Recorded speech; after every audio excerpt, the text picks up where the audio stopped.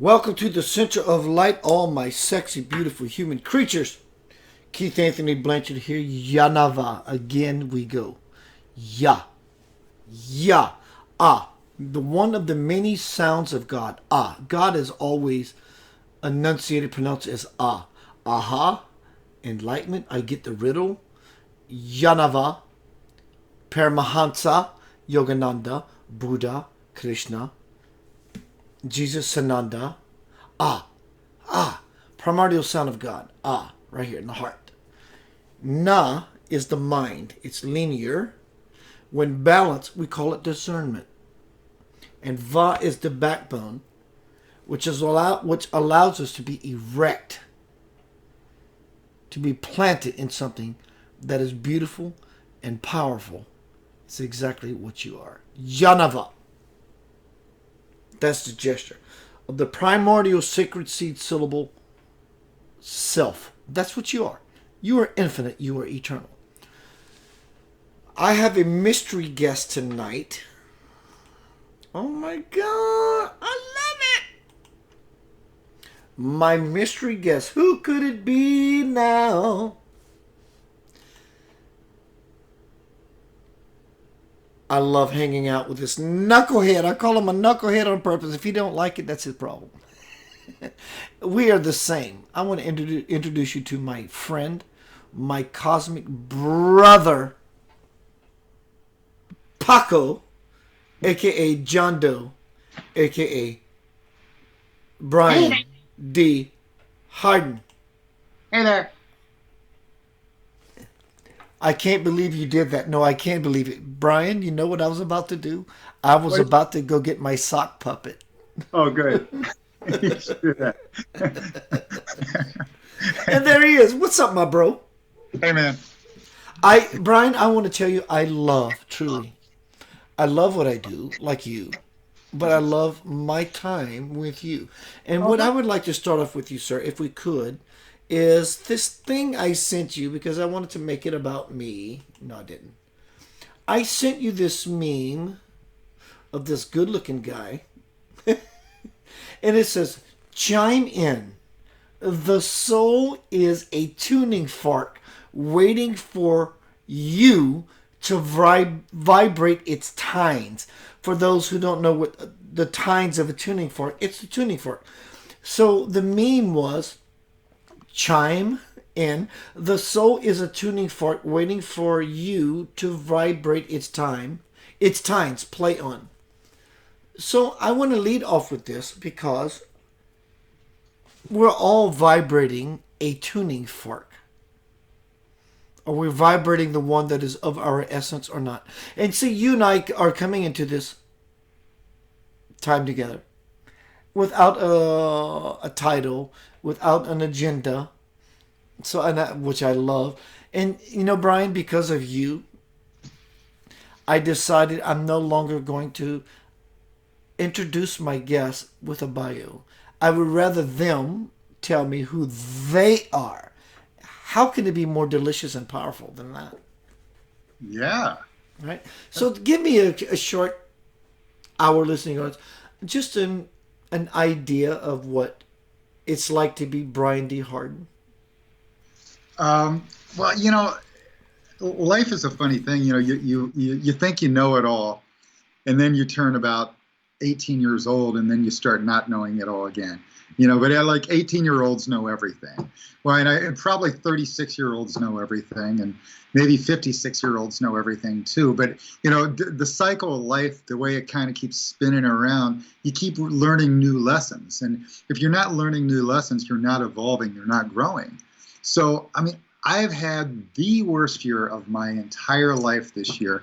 It's been emotional, it's been a roller coaster, it's been stressful, it's been challenging, and I've learned lessons. I've learned lots of things that I thought I already knew. And, it doesn't matter how enlightened you are, there's always more. Life is like juggling. There's always more balls to juggle. I mean, you can always add another ball. Same with music. There's always more to learn, Art. And so the art of living is that way too. And I have learned an awful lot this year. I've had to destroy myself and rebuild myself in a few ways that were challenging. And I really wasn't happy in a lot of different times during this past year. And normally my buoyancy of happiness is always this high thing. You know, I'm like one of those little puppies that comes in happy all the time. And I wasn't. This year I had to look at some inner turmoil that I had and have to work through it. And that is what helps me to help you or help others, or at least have something worthy to say. You know, I feel like, you know, if you went to the alcohol treatment center and no one there had ever been an alcoholic, how could they ever treat you? You know? And so if you haven't felt pain and suffering, how can you be my any help to me? You know, if you haven't been broke, if you haven't been in despair and been frustrated. So maybe this year has been a big learning year for me. You know, I know last year for you, it was a big roller coaster, wasn't it? Did you have one? Yeah. Well, go for it. It was the greatest. Disney World cannot come up with a greater roller coaster than what I've been on. Like you, I was in a car accident. Long story short, you know, I'm coming back from South Louisiana from seeing my father, my family, and here's the ironic part of it, Brian. John Doe, Paco. I'm coming into Memphis, and my final offshoot onto the ramp, which is 8 minutes from where my destination is, my driver says, "Oh my God, Keith, we're about to meet." But that was it.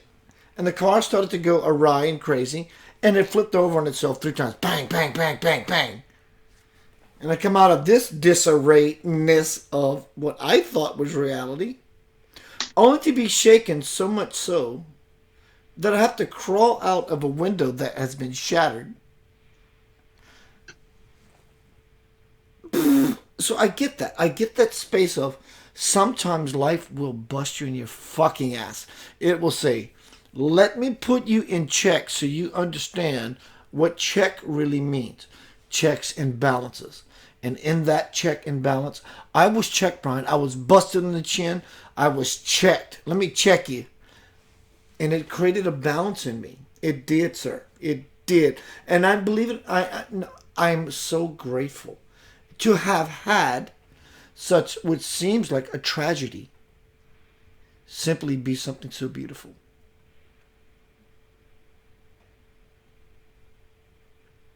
So mine, similar to that, was a near-death experience where I actually got to die and go to heaven, see the light, follow, you know, go to the tunnel, review my life, get to heaven, have a connection with the infinite, where I got to realize that we are all frequency, we are all energy, we are all light beings. You know, they say we actually have light coming out of our fingertips. In our brain, there's actually light traveling around in there. You know, that the light is within us. And when we talk about enlightenment, it's actually raising our frequency and lightening it up and getting rid of the heavies off your shoulders and out of your being, and becoming more like an angel. The angels fly because they take themselves lightly, and they. So anyway, I got to go to this heaven place where I got to connect with the infinite, and in that space, I could feel that we were all one, that every little point of light out there was all interconnected to that collective. So I got to tap into what we all call God. And for me, from that moment on, I realized that God, yes, is in me, and God is within you. And my experience and my relationship with you is what God's seeking. God's seeking our relationship and that frequency. Bro, And I so loved, yeah. truly, I so loved that you said what we call God versus, you could have said, I tapped into God. You didn't say that. You said, I tapped into what we call God, because what everyone, look, you can come home from a night of playing music and you're hungry as shit and you can pour yourself a big old bowl of cereal, that could be God. Jesus could be God. A great night with a great friend could be God. And I'm glad that you used the idea that it's what we call God, which is truly a representation of anything in this moment.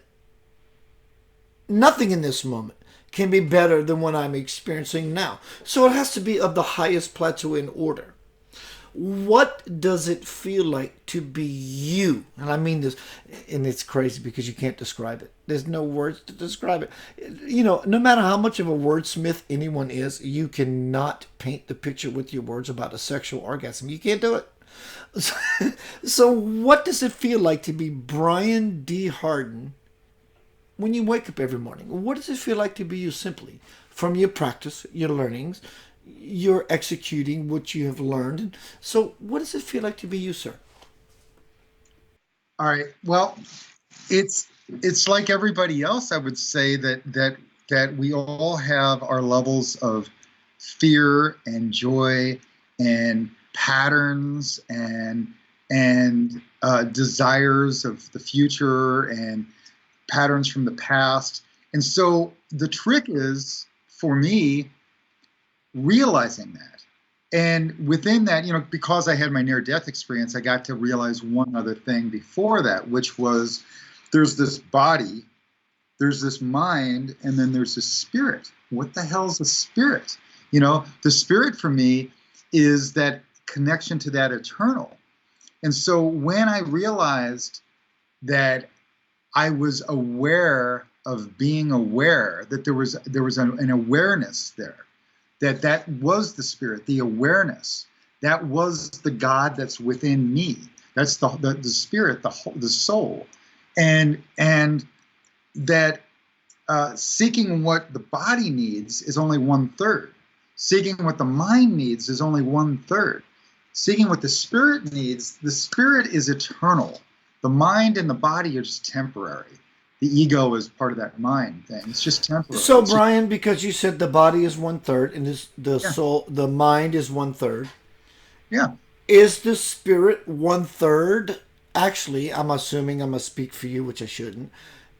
Is not 1/3. That 1/3 encompasses the other 2/3. Because, yes, body, we need sex. Yes, we need food. Yes, we need to take a walk on the earth. Yes, comes to the mind. We need to be quiet.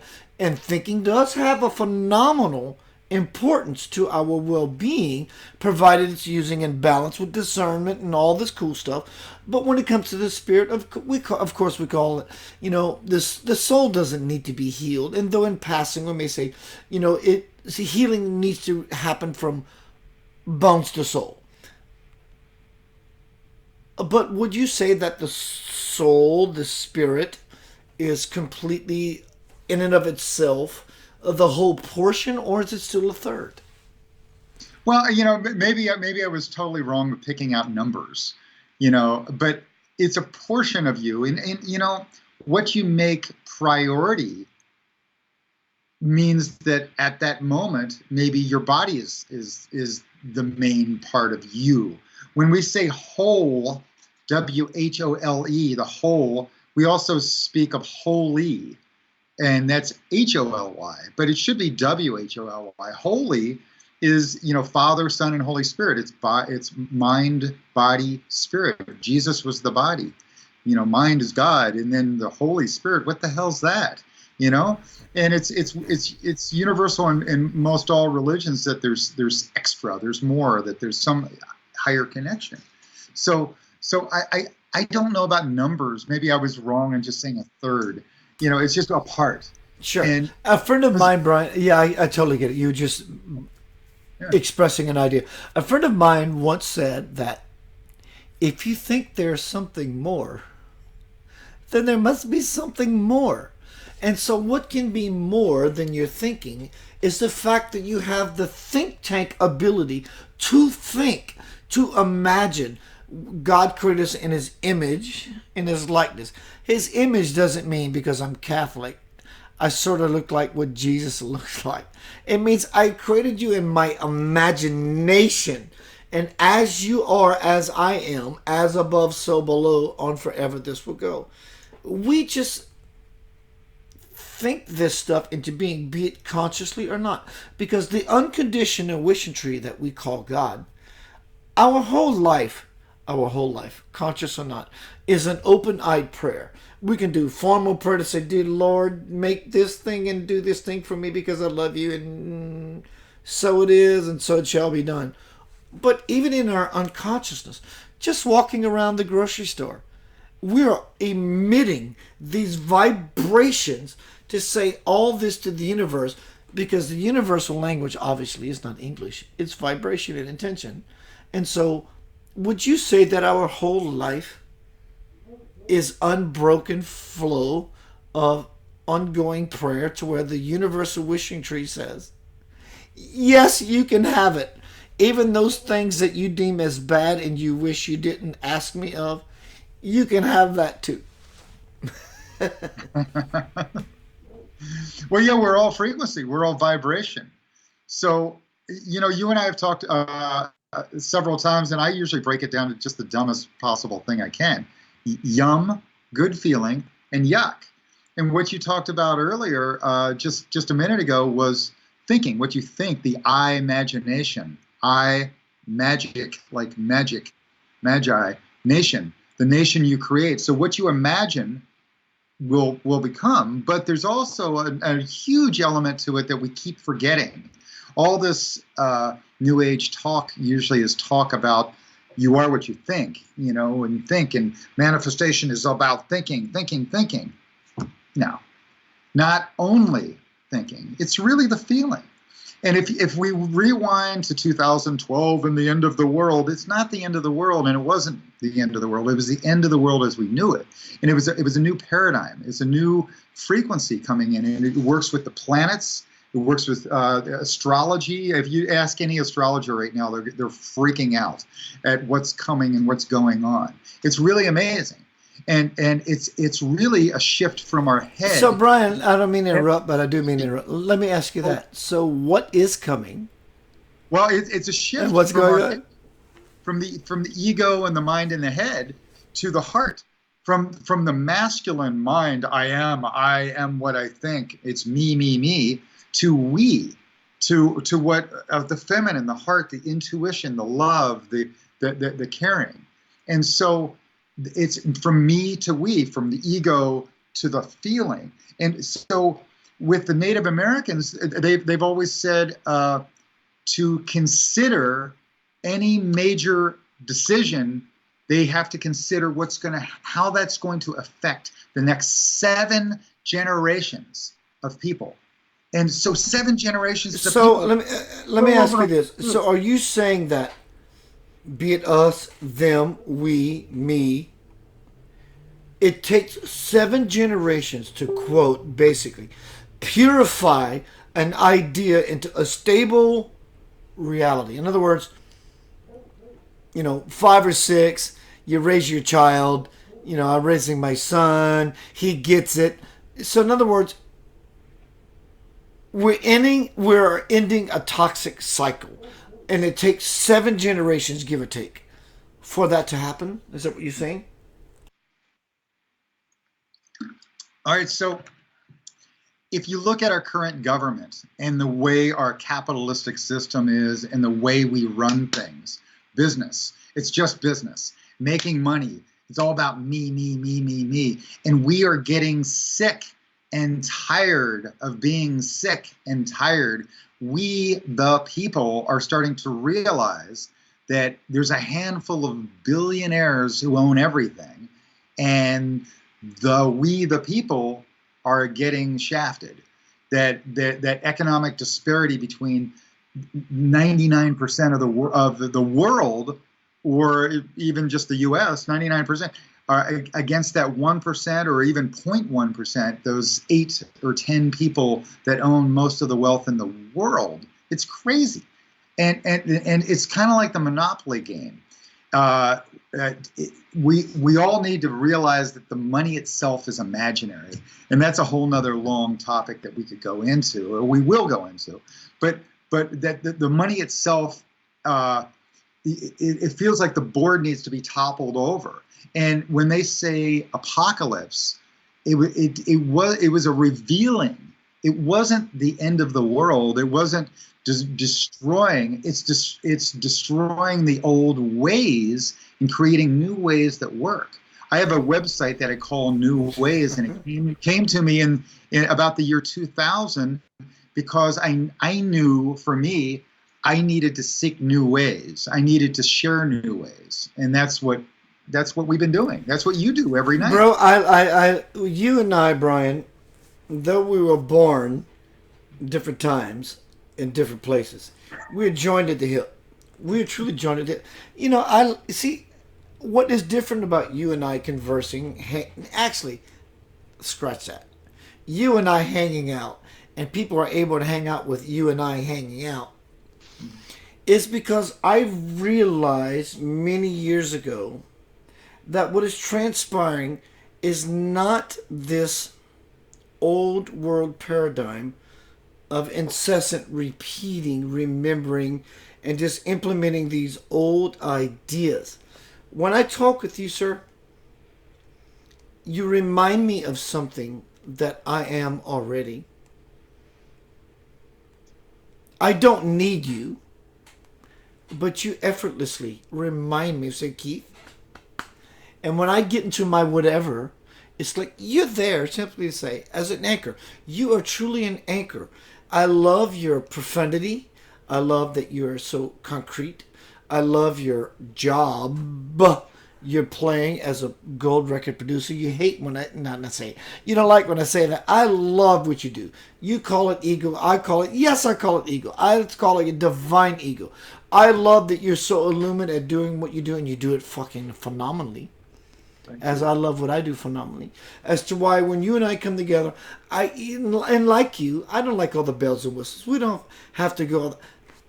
But sometimes for people, again, I said this before, sometimes people need bells and whistles because it takes them out of what they know as the norm to a place of possibility and magic. And that's why, Brian, when I go into, my friend Brian is a gold record producer, my friend Brian is this, or my friend John or Jane Doe is this, it's because sometimes people need to feel like their next door neighbor has favor, and they're offering that to you. That is so monumental for me, because sometimes people need a nudge. They need to know that the person next door is truly me. I agree. Yeah. You know, when you said remember, I see the member as the pieces, those pieces of mind, body, spirit. And remember is reconnecting. Remember, remind. It's reconnecting. It's you know, when they say religion, religion, reconnect again. All those pieces within yourself. So when we talked about yum and yuck, the frequency, how do I feel? So when you're eating something, how does it make you feel now at this moment? And how's it going to make you feel 30 minutes from now or 2 hours from now or tomorrow? And then same thing, when you're watching the TV and you're spending that time, how's it going to make you feel? Are you taking anything in? Are you digesting anything? Are you learning anything? Or is it just wasting your time, spending your time? And then, you know, same thing with reading, what you read, who you hang out with, what jobs you choose to be in, how you work your relationships, how you respond. You know, those are choices. And so these are all things that I've had to relearn this year for me. You know, like I had a horrible year, and I had no control over what was happening to me. I had no control. And so your ego and your mind gets defensive, ego mind. But I had no control. The only control I had was over my own individual response. And so my responsibility was my ability to respond, and my ability was to respond in a kind and gentle way.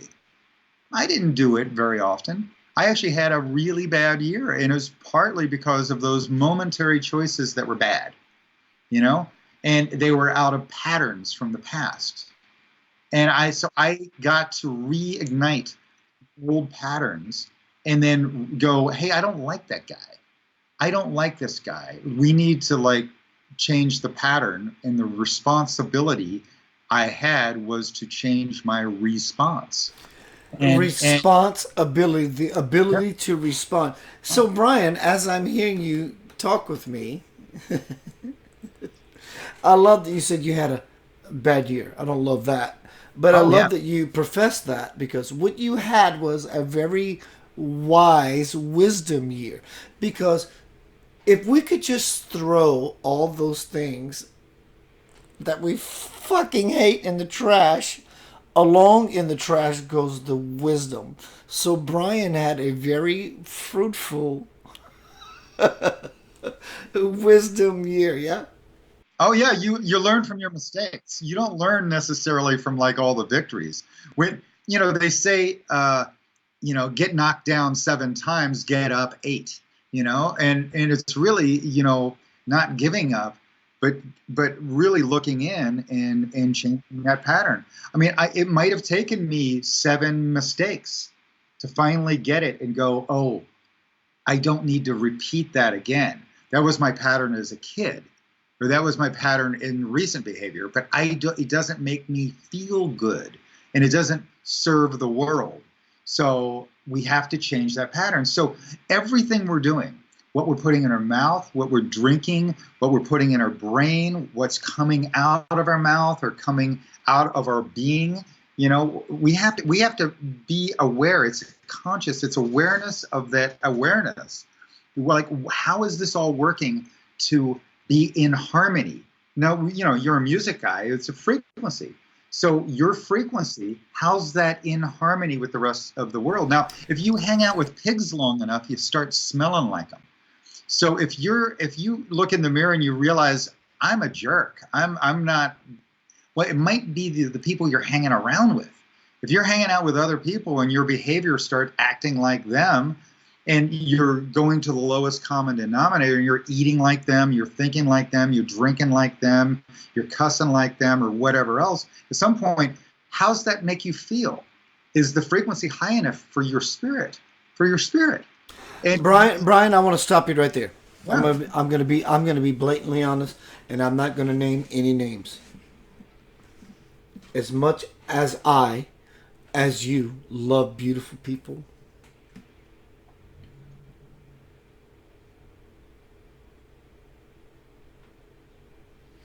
when people talk for the sake of talking, automatically I'm not interested. I'm not judging. I'm just not interested in the hot air. Even when it comes to someone doing their best to share something that is of their heart. And it takes a long way to get around it and to the story. I give them that grace, not that I'm someone to give grace in the first place, but I give them that grace to say, you have my attention and I'm patient. But when the droning on becomes incessant, please shorten your story. What do you mean? I'm not trying to be offensive. I'm just trying to ask you to shorten your story. Get to the point. Get to the deliberate point. And then they go into the defensive mode. Are you saying that I'm talking? No, I'm not saying that. I'm just saying just get to the point. It doesn't require you to be upset at me. I'm not, in fact, I can't follow the language called nonsense, which is the chatter, chatter, chatter, yada, yada, yada, blah, blah, blah. In other words, if I say, Brian, how's your day going today? What'd you do today? Well, Keith, I went to the grocery store, and when I got in there, I turned on the first down and bought some toilet paper and this and that, and I turned on the second down and bought some cornflakes. I don't want to know all that shit. I just want to say, I went to the store today, I ran some errands, things are good. How things are going? See, I read between all those invisible lines. When someone yammers, I'm not judging you for yammering. It's just taxing. I truly don't want to be in that place.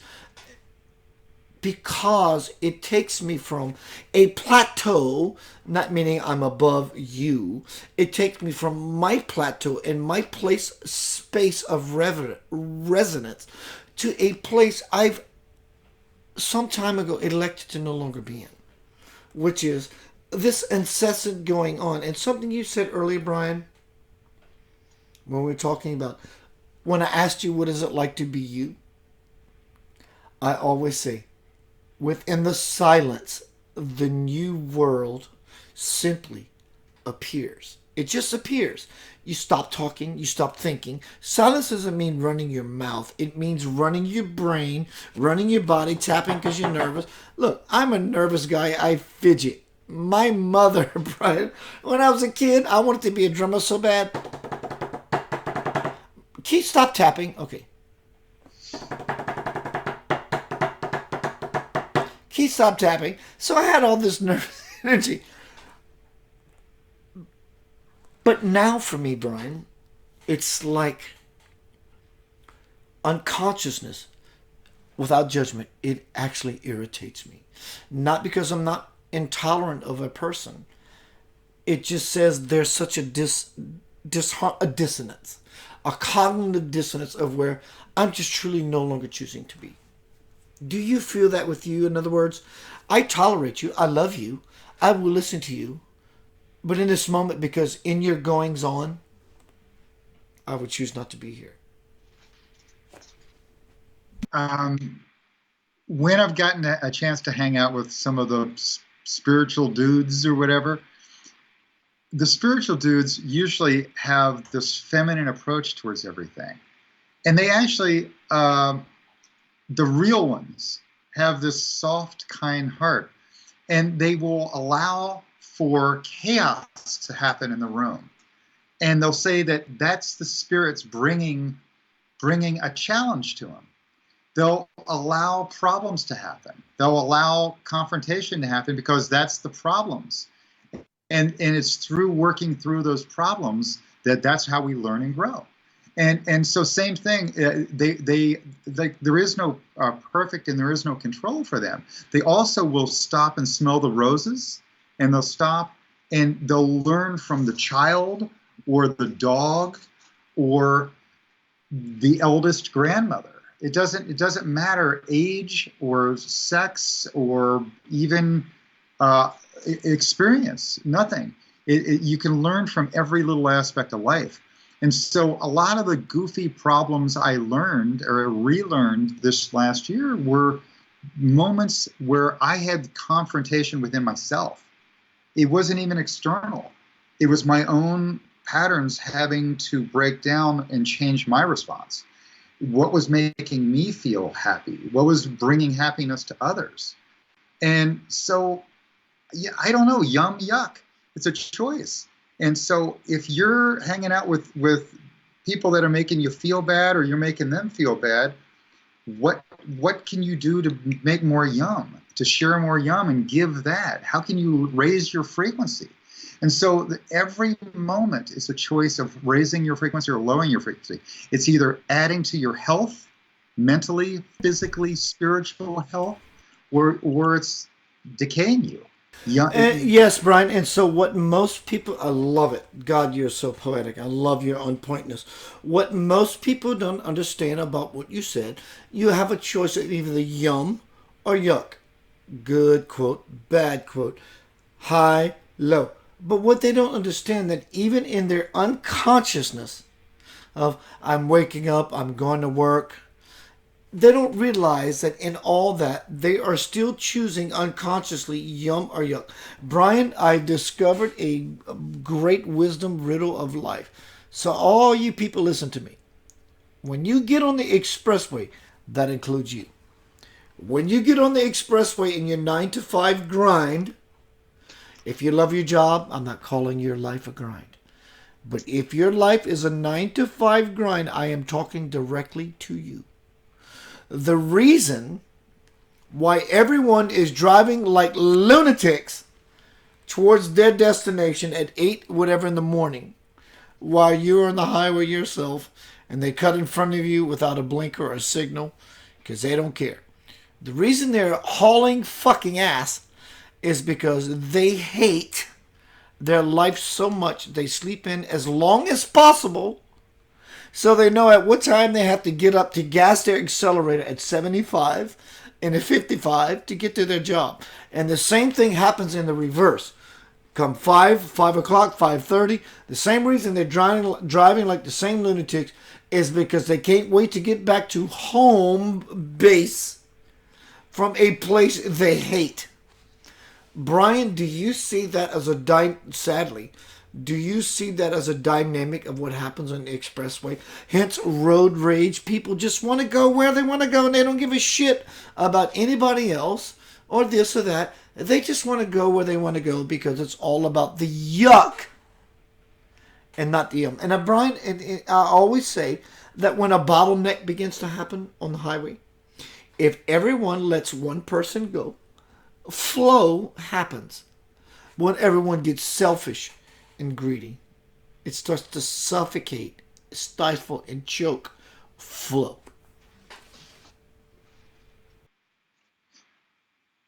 I have chosen. I have chosen with my life not to need to get on that interstate because of that same feeling, because it makes me anxious and makes me frustrated. I have a recording studio at home, and so people usually come to me where I choose to do jobs where the timing isn't that I have to spend all my time in that hustle bustle. I do get super stressed out by that energy of that hustle bustle. And so I've chosen not to. And it's a choice. And so they say with success, to not measure your success on the amount of money you make, but the amount of joy you have. And within that joy, it's the choices you make to bring that about. Like, for instance, true success might be having a job that you don't need to take a vacation from, that you actually enjoy. In fact, that's what I'm doing right now. I'm actually on a vacation in California, up and down the coast, where I went and recorded an album. And I mixed an album. And that was my vacation in the redwoods and the sequoias, shooting music videos and then mixing an album. And so my joy and my work are the same thing. And Bro, I am so in love with you. Can we have a date next week? I love it because you're not trying to escape from being a record producer.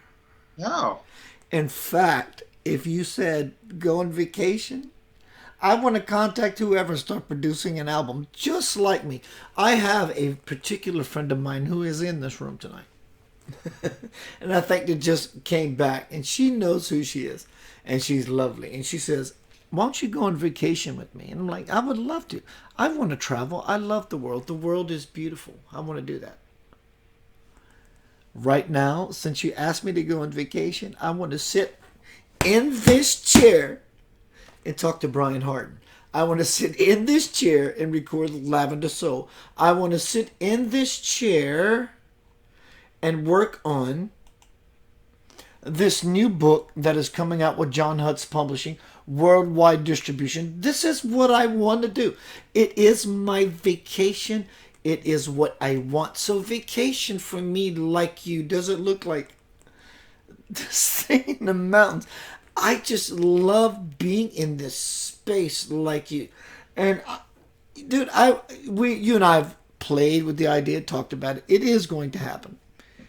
But if I came to California and recorded an album with you, or whatever we do to play as knuckleheads in the sandbox, that is vacation to me. But I love just sitting in my chair. I wake up and have coffee, have a cigarette, take a smoke and some Mary J, and just fall into my zone. And people fucking curse Mark Zuckerberg. Mark Zuckerberg, I'll take you out next week and buy you lunch, you multi-billionaire fucker. I love Facebook. I get on Facebook, it blesses me. People respond to me, I respond to people. I wake up in the morning, Brian, and it's like, I'm so blessed. And I see the connection, the conversation between you and I, you and your people, and my people, and people with me. It's like this ongoing tribe.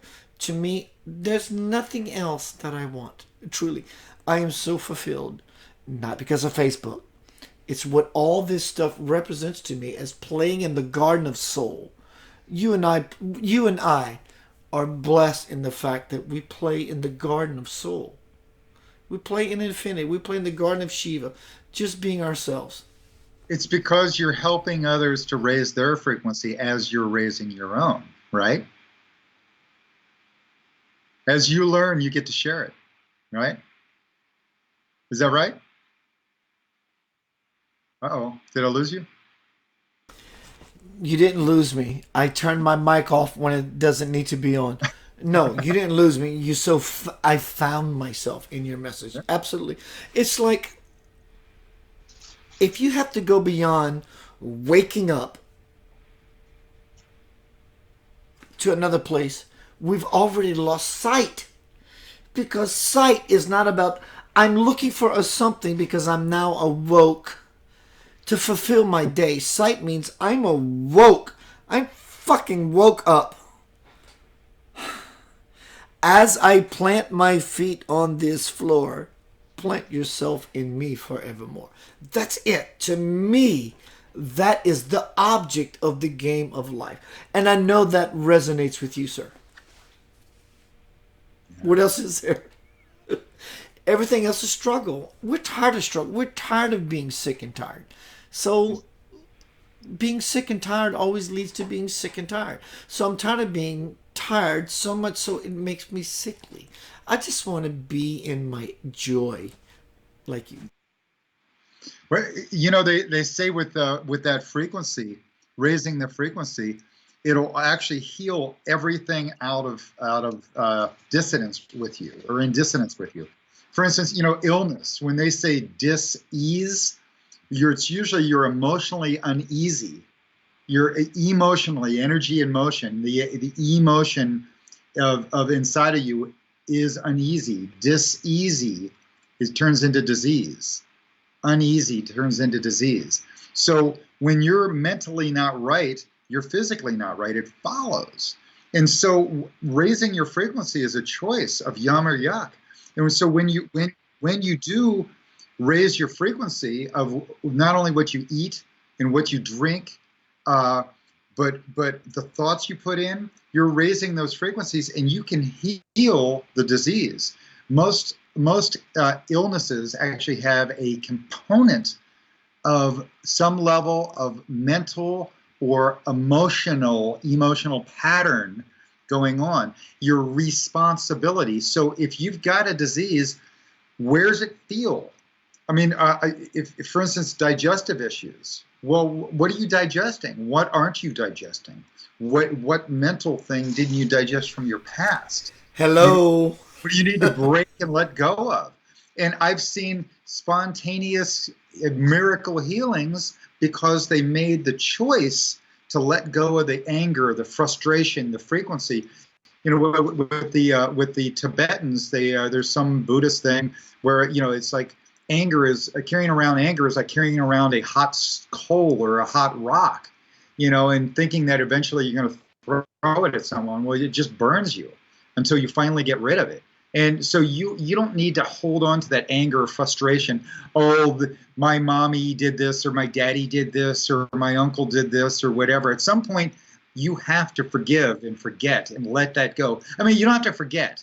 But you can forgive and let it go and turn into your new responsibility. Your new responsibility is to not allow that hurt or harm that happened to you to happen to anybody else in your responsible chain, your family, your friends, or whatever, or maybe it becomes your job. A lot of people say that what they do as a job is the same thing that they wanted to give or get or they didn't get enough of as a child. So what they didn't get enough of, that's what they decide to give the world and share. That brings them joy. And if you want joy, give. If you want love, give love. If you want joy, give joy. If you want laughter, give laughter. And it's everything's contagious. It's spontaneous. And so what do you want? I mean, if you want to sit in anger and all your life, well, guess what you get? The whole world's doing that with you. They're shutting you out and saying no. you know, and they're giving you no. You can feel the no. A dog knows what your frequency is, you know, and if you're in fear of the dog will attack you. If you're full of love, the dog will come over and cuddle and laugh and want to play with you.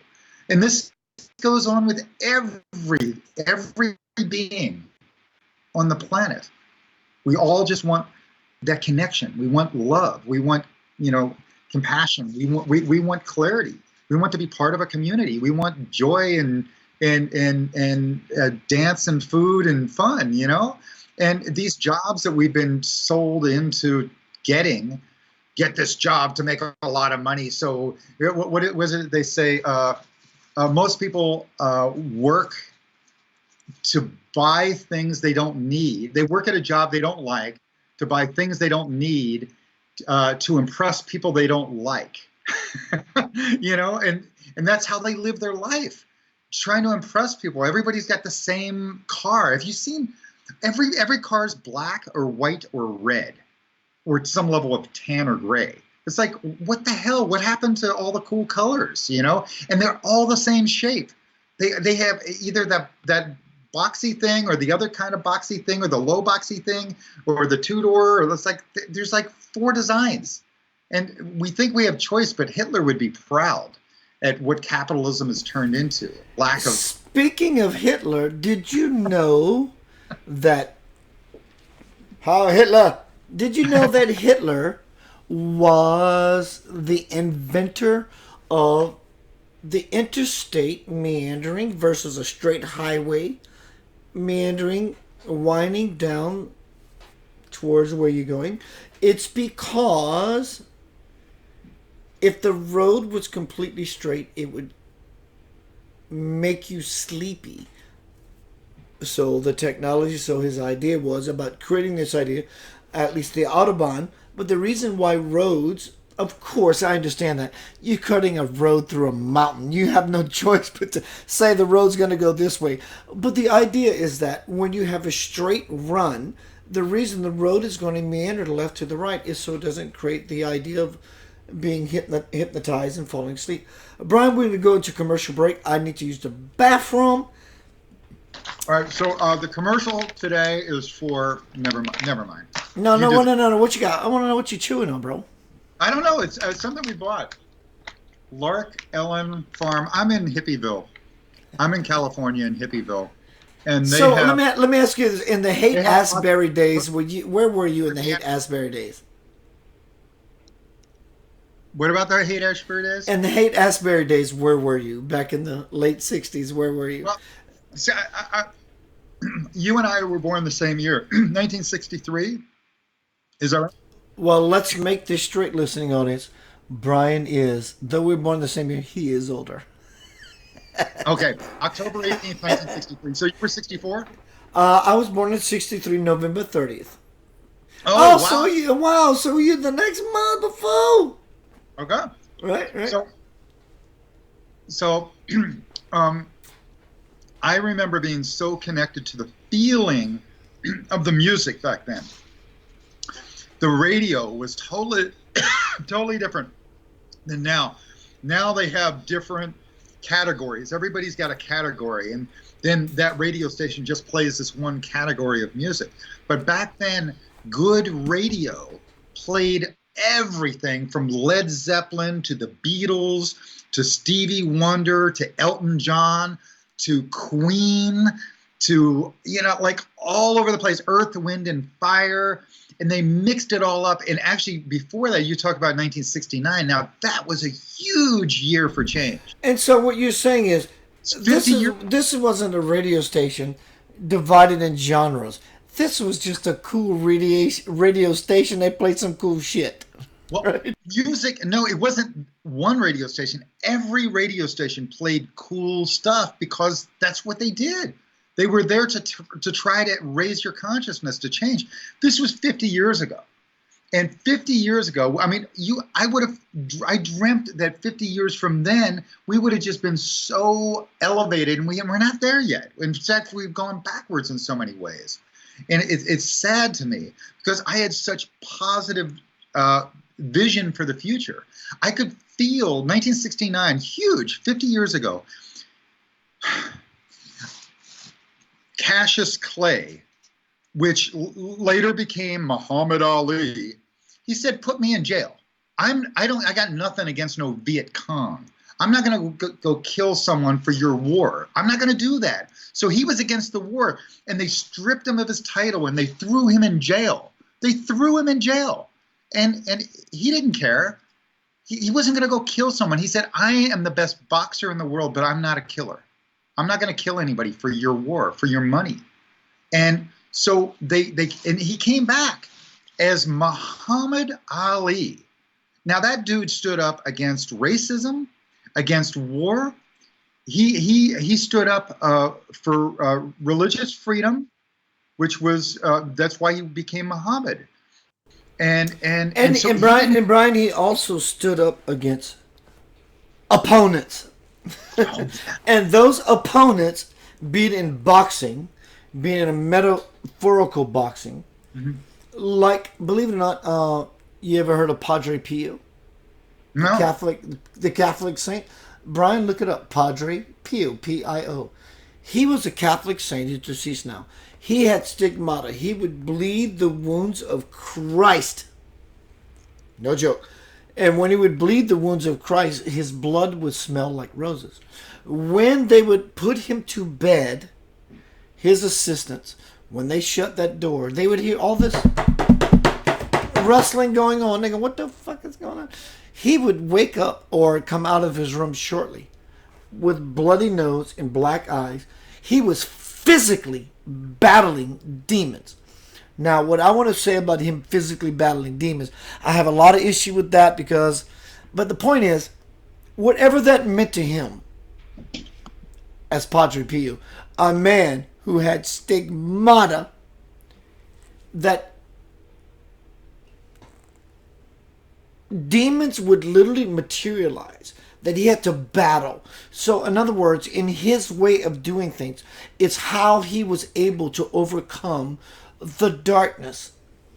So sometimes when we go into a battle and we fight things, we need to ask ourselves, are we truly fighting, or are we truly supporting? Yum or yuck again. Exactly. In fact, a very beautiful man to me, Dr. Mark Weiss. God, I love this man. He's ridden with bodily conditions, rheumatoid arthritis, and whatever the like. Beautiful, metaphysical, spiritual doctor. I love him. He says, hitting no one is ever good. But if you have to hit someone, don't hit them from here. Hit them from here. In other words, if Brian and I was hanging out and Brian lost it because I love Brian, and I have to say, "Brian, wake up," it's not because I'm trying to abuse you or offend you or hurt you. It's because out of my brotherhood with you, I'm trying to say, "Bro, where are you?" So in other words, it comes from yum or yuck. All right, so early in my life, I learned a big lesson of exactly that. I was being reprimanded. And the habit that was handed down to reprimand me was to hit me first. Don't hit, don't hit, don't hit. Hitting me and saying don't hit. It was crazy. That's the physical. So that's the body.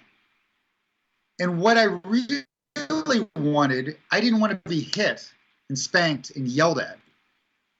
All right, so the next one would be the mental. You know, you're bad, you're blah, blah, blah, blah, blah, you'll never amount to anything. Those are words, that's all the thinking. That's the ego, destroying of the ego, destroying, you know, in a bunch of words. I didn't want that either. You know, you'll never amount to anything, you're bad, you're whatever.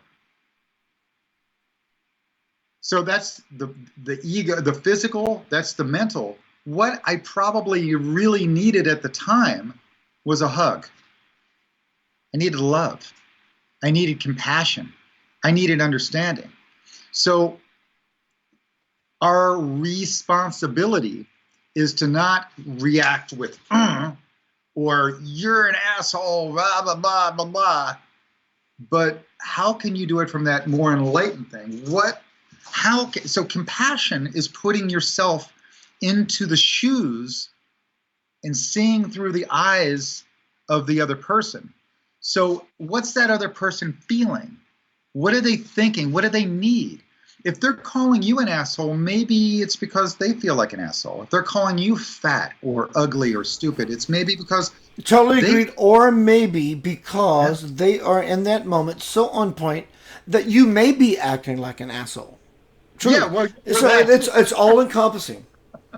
Right. Yeah, I agree with that.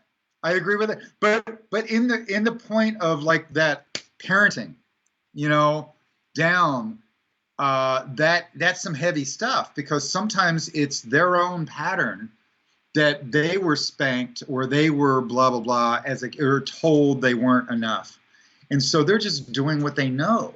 They're just handing the chain off, and the trick is to break that chain and to say, my responsibility is not to keep handing this off to generations. Have you ever heard of epigenetics, where they've done this simple little test with mice. You take a mouse and you let it smell this beautiful smell, and they all come over and smell the beautiful smell. Well, after you do that a few times, they're used to coming over to smell the beautiful smell, and then you give them a shock. When you give them the smell, you shock them, and they go, wah! And then they're afraid of that smell from then on. Anytime they smell the smell, they're afraid of the smell. Well, what they've done in those testing is then they've taken those mice, and without ever injecting that same fear of the smell into their children, ever touching the children at all, they just let the mice have new little mice babies, and those babies did the exact same thing, and their children and their children and so on down the line for generations. So that fear, that response became the habit, the pattern. Bro, that is so powerful that you say that. I'll tell you this, before we go into commercial break, I'm loving my dialogue with you, sir. When, let's say, for example, a child was born, in early years, the mother, the father, dropped a spoon on the floor or whatever, and they said, fuck! So whenever they hear that, the response within them is this expression of this dynamic of this power. And it takes over. In fact, it doesn't take over. It's the governing script of their life. That anything, in fact, if you can look at such a person, that such a thing happened in public, and someone, we're hanging out, you and I hanging out with a bunch of friends, and someone drops a spoon on the floor when they were eating some food, they automatically go to this mode, because it is such an engram for them.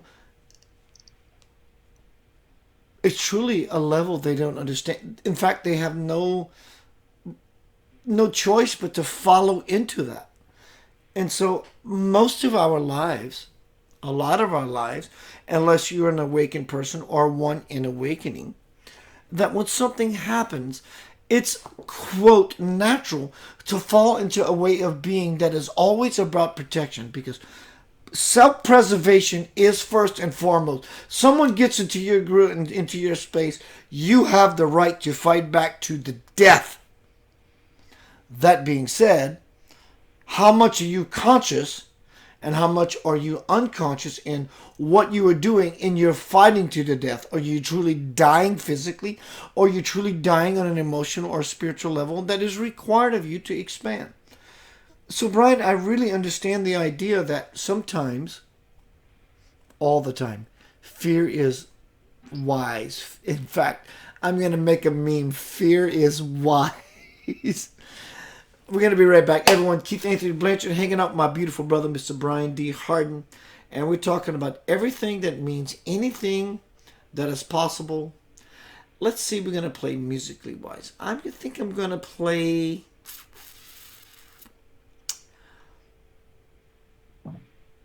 my brother. I'm looking for Peter Coyle. He wrote this beautiful song called Love.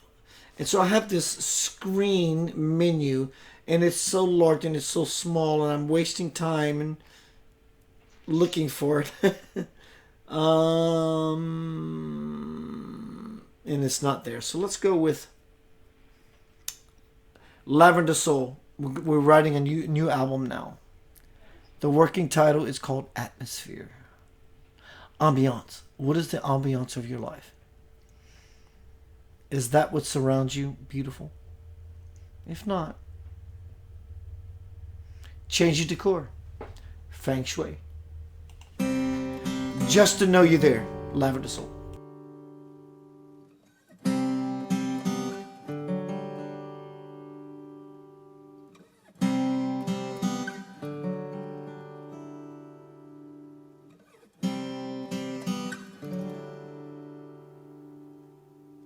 I lift you up to your most high. Cherish the time when you walk by. I see you in my life for all time.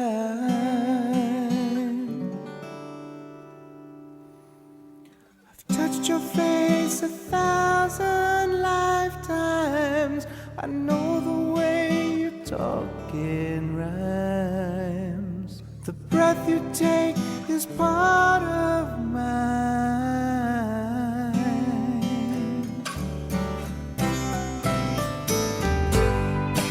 As you float before my eyes,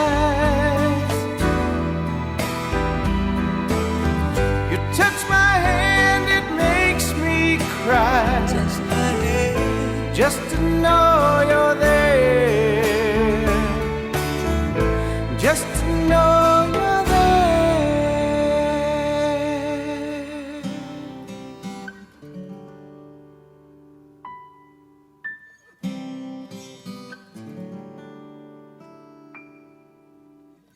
So here we go again, lifeless ones with a friend.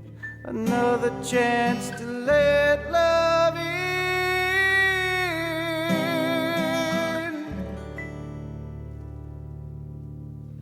And in another life, our eyes will meet one more time. I see you in my life for all time.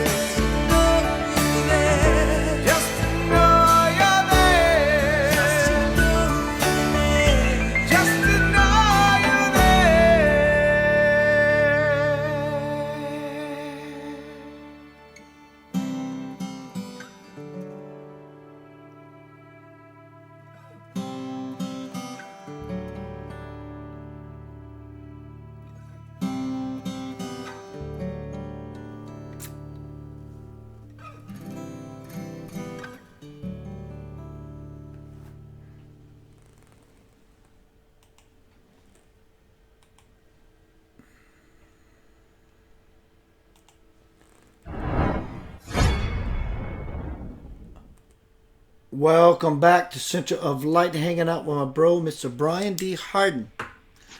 Real quickly, I want to share with you my target date now is October 2nd. For everyone has been curious about PCP. Power, Connection, Purpose. 6-week bust you wide open course. If I can touch you, I'm going to change you. Online video form like you see now. 4 models for alignment, immediate experience. We need validation that what we're doing has a payoff. People like things that are tangible. Question and answer. You can contact me anytime during the once a week program or during the day. Keith, I'm processing what you taught me in the last lesson. What do I need to do? What could I do? I'm there for you. It requires a very small fee. If you're interested, post it in the forum. Keith, I'm interested in the course. But what it really requires from you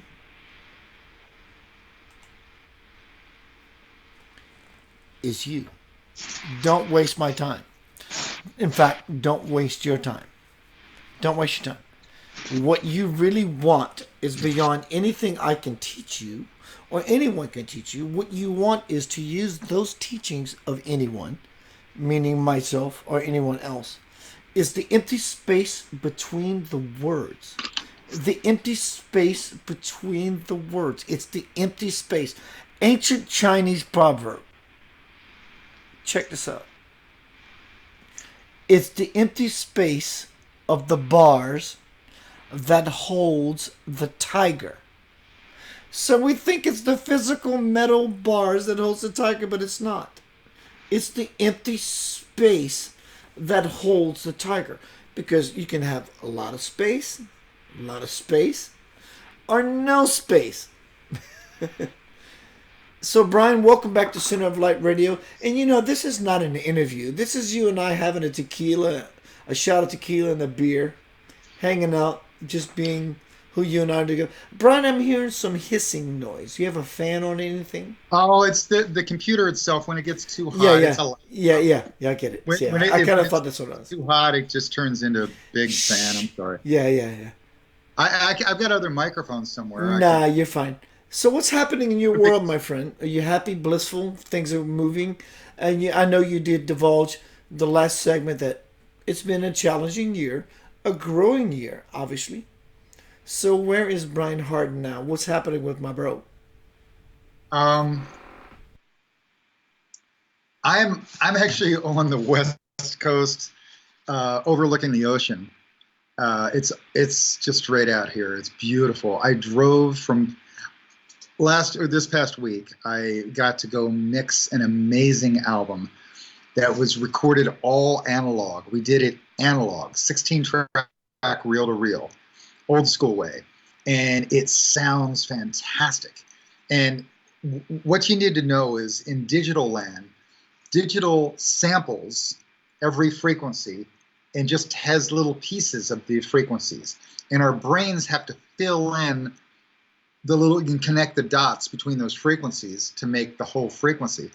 And the digital sound is edgy. It doesn't translate the emotion that the analog sound transmits. If you go get a vinyl record and have a really good turntable and a great sound system, the music will transcend. It'll feel different. It vibrates. It's all wood. It's energy. It vibrates everything in a clear pathway. And so we recorded this analog, all entirely analog, and I got to mix it on one of my old school consoles, an SSL console, and some of my old reverbs. I used spring reverb and tubes and made it sound warm and rich, and it made me feel really, really good with the hope to transcend the energy from the lyrics and the intention from the lyrics into the listener. And I swear it really does. It's a different energy. It's analog. It doesn't have the digital break. So, bro, let me share with you. I love this dialogue. This is so delicious. This is truly Brian and I having a tequila and a beer at a bar. I love it. Yeah. So when the last song that I played, and the songs before with Lavender Soul. I recorded this with this very simple mic. A very simple mic. Though this may be a USB mic, but the idea, even though it wasn't USB, it's just very simple technology. It was digital. I went into this little, Brian, you understand, obviously, compression. Compression is, it holds things stable. It takes the peaks and the valleys and it brings them to a place of mediumship. In other words, this is where we're going to hang out to where everything is to a level of beyond a dynamic. But when I recorded this album, Brian, it was on a road. Listen to this. You're gonna freaking go, wow. It was on a Rode NT1, which is a very simple condenser mic. I use that for the guitar. Of course, with the bass I plug directly. But when I recorded Suzanne Perry Gilmore concert, what's the title? Concert. First chair violinist, concert master. I just put this microphone on this microphone stand above her 4 foot, and I angled it towards her violin, and we had all these rich fucking tones. I didn't have all these bells and whistles and all these compressors and all these sound panels. I didn't do that. And I was fortunate to capture the magic of the soul or the souls of the people expressing themselves through the instruments. So what I'm going to ask you now, my Burrowham, is what, again, does it feel like to be Brian in a multi-million-dollar, whatever, recording studio, be at your house, whatever it is, that as you're laying something down, as a producer, myself as a producer, not only are we laying something down because I know this is what you're doing, we also have a vision of the future. We have a capacity to foresee the future, to say that the reason you hired me as your producer is to foresee your betterment for your future. When that happens to you, that happens to me. When I play 4 songs on stage and I take my shoes off and I'm done mixing and everything's good as it can get, I'm ready to get busy. What does it feel like to be you, to know that you're being charged, you are now responsible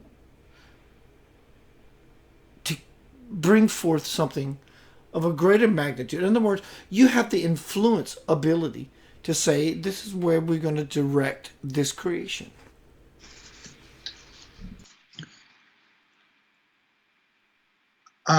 When you or I or the concert master chooses to play their instrument correctly, it's not from a place of knowing, it's a place of feeling. When we're at our best, there's a feeling. And that's really what we were talking about earlier, letting our heart take the lead. Instead of me and the ego, we, the heart, the intuition. And how can I make this feel right? It's not what notes and precision timing, precision tuning, but instead what expression within that can come out to let that message transcend. How can you express yourself? And it's not impressing me, it's expressing yourself. And so whenever I'm working with the music, I did 13 songs in 3 days. 13 songs in 3 days I mixed. And at the end of every song, I mixed it one time to reel half inch. And when we were done, we listened back to the half inch and we said, is it done? Yes or no? Yes or no, yum or yuck? And if it was yes, I zeroed the console out again and started from scratch on the next song, because I didn't want every song to sound the same. I didn't want the guitar to be exactly the same. I didn't want want the vocal to be exactly the same, and the bass and all the volumes. I didn't want homogenized. I wanted fresh. Brian, I understand. I understand. You and I Yeah. are recording an album on me, recording an album on John Doe or Joe Doe, and you have a drum mix, right? Kick drum, hit your kick drum. Keep hitting your kick drum, and you get it perfect, right? And so we're going to record the entire album with that kick drum, and that's hit your snare drum. And we're going to record the whole album. I get it. That's production, and I get all this stuff.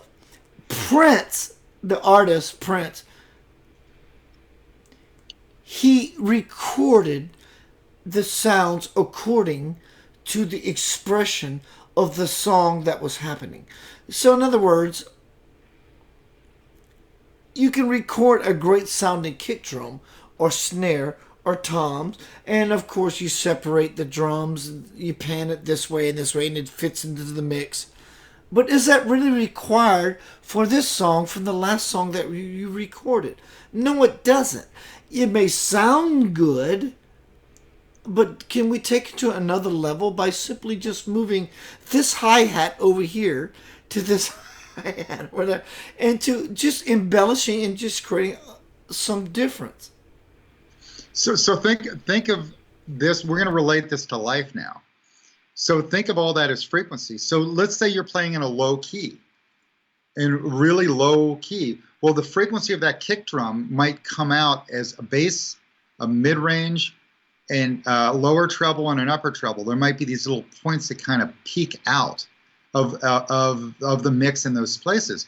Well, if the bass in the key of the song is lower, you want all those frequencies to go lower. If the key is higher, you want those frequencies to rise. So all four of those peak points want to come at a new thing. Well, let's relate that to life, okay?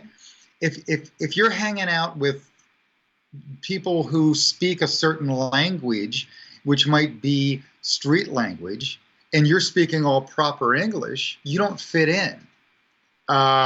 And in order to be taken seriously, you might need to speak street language and cuss.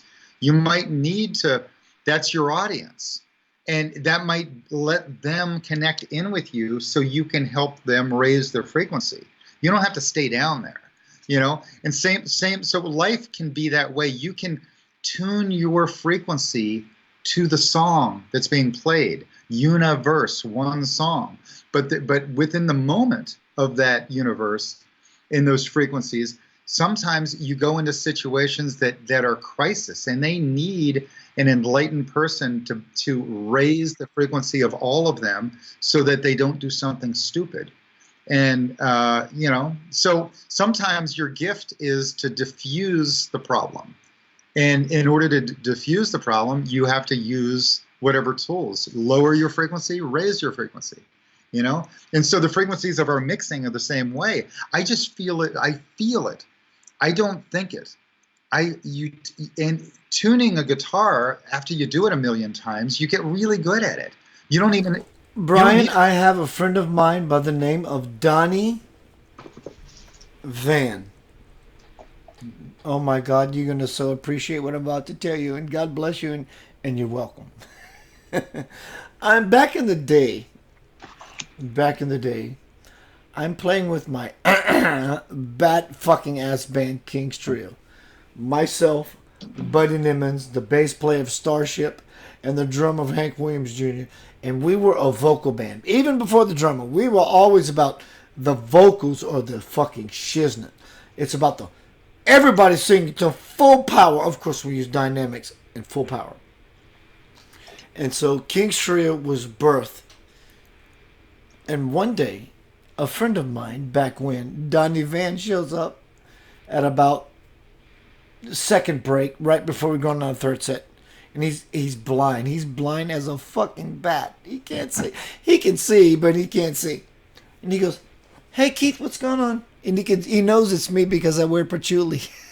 He goes, "What's up, Keith?" And he says, "Can I sit in?" I said, "Yeah, you can sit in. What do you want to do?" He goes, "I just bought this penny whistle today." And he pulls it out of his pocket. I said, "So what do you want to do with this penny whistle?" He goes, can you play Stairway to Heaven? So we started playing Stairway to Heaven. Oh my God! He started laying it down like it's nobody's business. So it wasn't about the rights or wrongs. It wasn't about the this or the that. And as you said, it's so about the frequency. And when I say frequency, as you say frequency, it doesn't mean only vibration, as in I'm in a frequency, but it's also important that we understand the frequency of how often we do a certain something. The frequency of how we are in the frequency. Because it takes us from the place of, I'm trying to change my experience to, I'm trying to change my experience all the time. So I'm doing this frequency frequently. And he can play bass and guitar and just scat as he's doing all this. Like, my God, Brian, you would love to record this nut house. He's fucking great. So with that frequency, to me, what transmits is the intention. The intention is like, actually, time out. Take a break from the music for a second. Let's say I wanted to heal you, and I saw that your body needed a little massage. Your neck or your shoulders were tense. Something was going on. And so I wanted to heal you. And if you don't like to be touched, if you knew that I was a crappy healer and you didn't want to be touched, or you thought you judged me that way, then you're not ready to open to receive. I might have every intention to give you the healing you deserve, but if you don't want to receive it, you're not going to get it. Well, with music, so that was the intention. The intention to heal has to be received, and the intention has to be given. Well, the intention to heal with music has to also come through to you also. And it usually comes through with tone. And you can hear it in the voice. Yeah, have you ever called someone up and said, hey man, how you doing? And they're like, I'm doing great. I'm doing great. No, you're not. I can hear it in your voice. You're tense, you're stressed. You can hear it. The frequency's wrong. Yes. With a singer, I tell the singer, don't even wake up or show up at the studio. We're not setting a time. You call me when you feel good. Because when you feel good after you've had your tea and your breakfast or your thing, and your energy is totally right, you run, whatever you have to do, when you've got clarity and you show up with this clarity, you've got your tone in your voice, and you can express that tone in a millisecond. But so the tone is the intention carrier in music, tone. And so the tone of voice works in music, but also the tone in the way you present yourself with love, with compassion, with innocence, with fearlessness, with an open mind. And we do that in our lives. So our relationships work because of tone. What's your intention? What do you intend? So what you intend and where you put your attention leads to the outcome. So if, for instance, you might have every intention of losing weight, but you don't put any attention on it. You just eat the same old crap and you lay around on the couch. That's not working. You've got to work both together, And so with music, it's the same way. The intention comes with the tone. And so many people, like, he probably knew how to express tone in a little crappy penny whistle. And that was the carrier, the frequency. Do you agree? Sure, because he doesn't have the sight that we have, but he has a greater capacity of sight. So what is the common knowledge, which is when you lose one sense, the others get heightened? Yeah, in fact, that's exactly what I said. When he came into the room and I walked by him, because I've been wearing patchouli oil for 20 years, he goes, hey, Keith, what's happening? He didn't have to see me. He had a capacity, a greater expanse of knowing. knowing that Keith was standing next to him. So, question for you: does he look younger than other people his age? Completely. And I will tell you this, Brian. Let me, for listeners, we're going to go into our final segment. Well, the reason I asked that, give me a second. The reason I asked that was because we take in so much stress from our eyes, and he doesn't take that stress in. So all his imagination, he was imagining beauty, you know?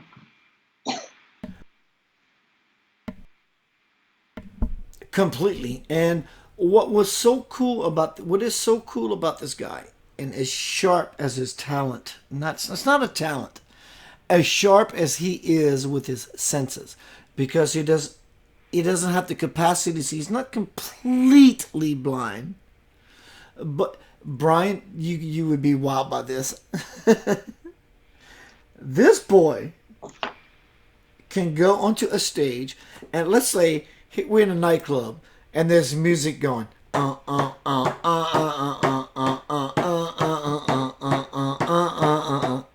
and he can walk up to your guitar on stage left and put it to his ear and hit a string, and he'll tune the guitar. He'll walk up to stage right and hit the strings and tune the guitar.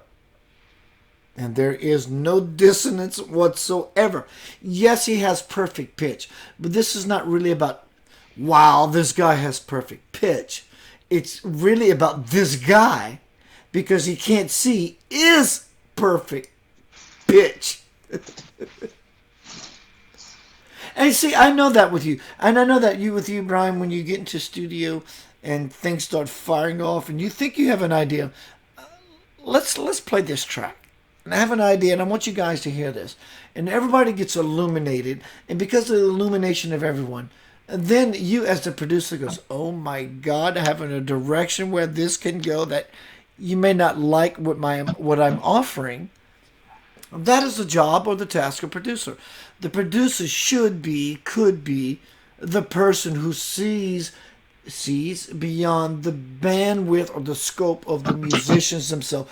Because the musicians themselves have an egoic, we wrote the song and this is how we want it to go. The job as the producer says, I get you and that's awesome. But let me share with you where I think you really want this to go beyond your own ability to understand and see. Yeah? Oh, most definitely. Well, and we have to do that in our own lives and produce our own lives, right? So how are you producing your life? How am I producing mine? How do I want it to get? Where's my imagination going? And so the great news I have is I've had a lot of practice at doing it with other people, with other arts. But there's an art in the way we live, you know, and it's once again, how am I making that, challenging myself to do things out of my comfort zone? You know, how am I able to play more parts, juggle more balls, be bigger, and be fearless? A lot of the things that have stopped me over my life have been my own fears of success, not fear of failure, but fear of success. And so the trick is, how do you grow beyond that and become fearless and live life from a place of authenticity to where you really are giving to the world everything that you want to give? I mean, your soul knows what to do. And so when you ask your spirit or your soul, hey, give me a big challenge, or give me what that part desire wants, not what my mind and my body wants, but let's challenge something from my spirit.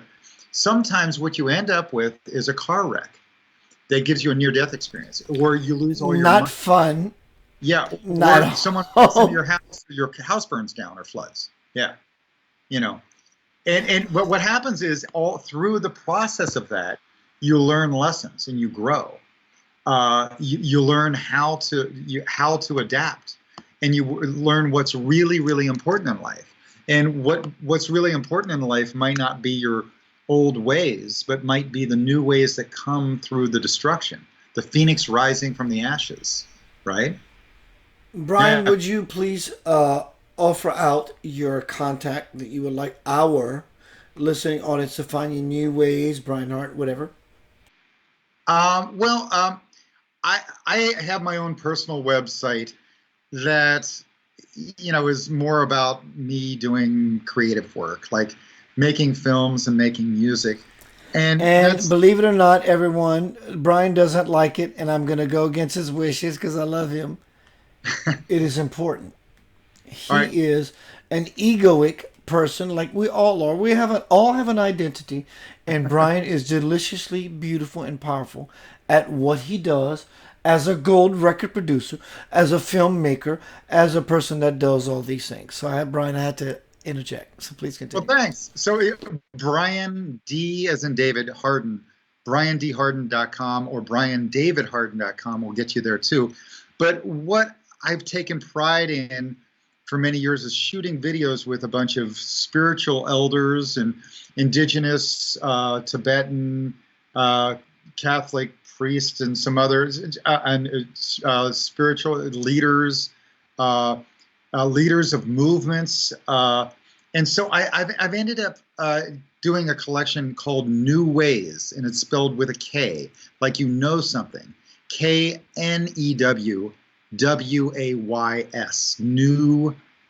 newways.com. And also New Ways is on YouTube. And so you can see it there. I've had over 5 million views on YouTube. And I haven't tried yet. And I think I'm going to start trying, and I'm going to start doing more of these. Maybe you'll be the first person I interview. Maybe that should be what I do is start adding some of those. Yeah. I remember how I met you. I had just recently, back when, interviewed Christy Reeves. And she said, I would like to introduce you to a friend / brother of mine, Brian Hardin. You guys will connect. You are truly my Eve to my rib of Adam. Dude, you and I are so the same. So the same. Oh, okay. In fact, you in California and I'm in Memphis. I don't feel a disconnect, though we were never, quote, connected. I'm so at your hip. We're truly the same, bro. Differently. Well, thank you. I agree. It's like I feel like when we finally do get together, the music that comes out will be really interesting and really fun. Bro, we're going to be right back. Final segment. Everyone, Keith Anthony Blanchard, the center of Light Radio. It's not an interview.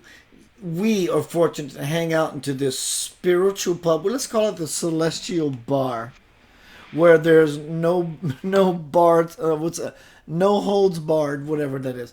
I'm going to be right back. I want to play you a song. Brian, though you can't hear this. When you play this video back right before we end our interview, our time together, you're going to come across this beautiful lady playing this song called Like I Did. 21-year-old beautiful girl. She recorded this song at Memphis State University.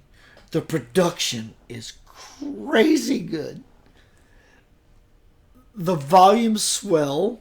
As a producer, you will appreciate this. The volumes swell into the second verse is so fucking cool. This girl is emoting her heart. Amazing song. Be right back. Center of Light Radio. My name is Keith Anthony Blanchard. We'll be seeing you shortly for our final segment with my brother, Mr. Brian D. Hardin.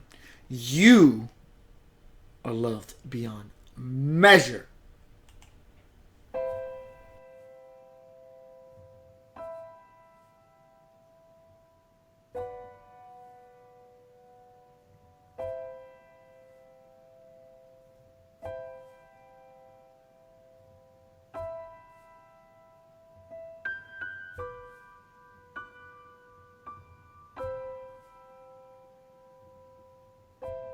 I don't know anymore. My mind and soul, they fight the war. Lost my faith in myself and everything else, yet I'm so afraid to lose it all. I guess I'd rather try than die not knowing. I guess I'd rather fight than give up hoping that maybe you would find the courage to grow with me.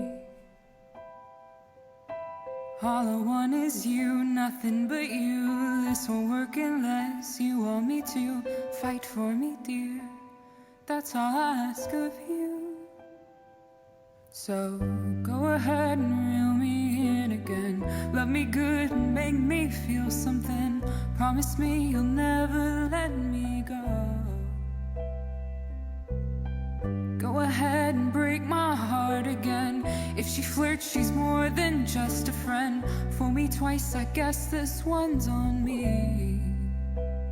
But don't you ever expect anyone to love you like me.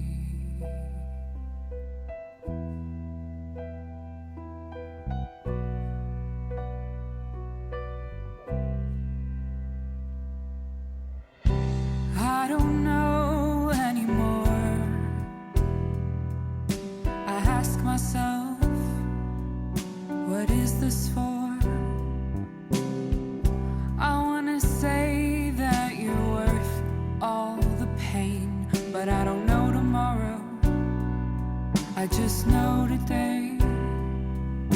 I guess I'd rather try than die not knowing. I guess I'd rather fight than give up hoping that maybe you and I can make it some way somehow. But maybe it is best to give up hoping, suffer through the pain of losing you, knowing there's still so much of me that loves so much of you.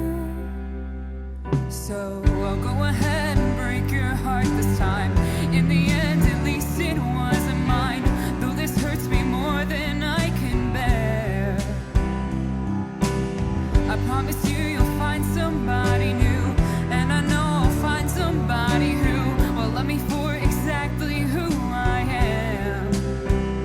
But don't you ever expect anyone to love you like me. Oh,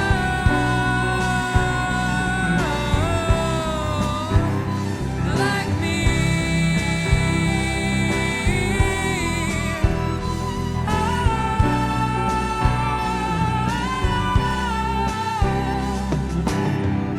You lied, I thought you were my friend, a thief who stole my innocence. I thought and lost your heart was all the broken one. I tried to fight the fears that I had to hide, but in the end, I'll let myself be free. So I'll go ahead and love myself this time. Cut you off, get you out of my mind. The pain is dulled and I can finally breathe.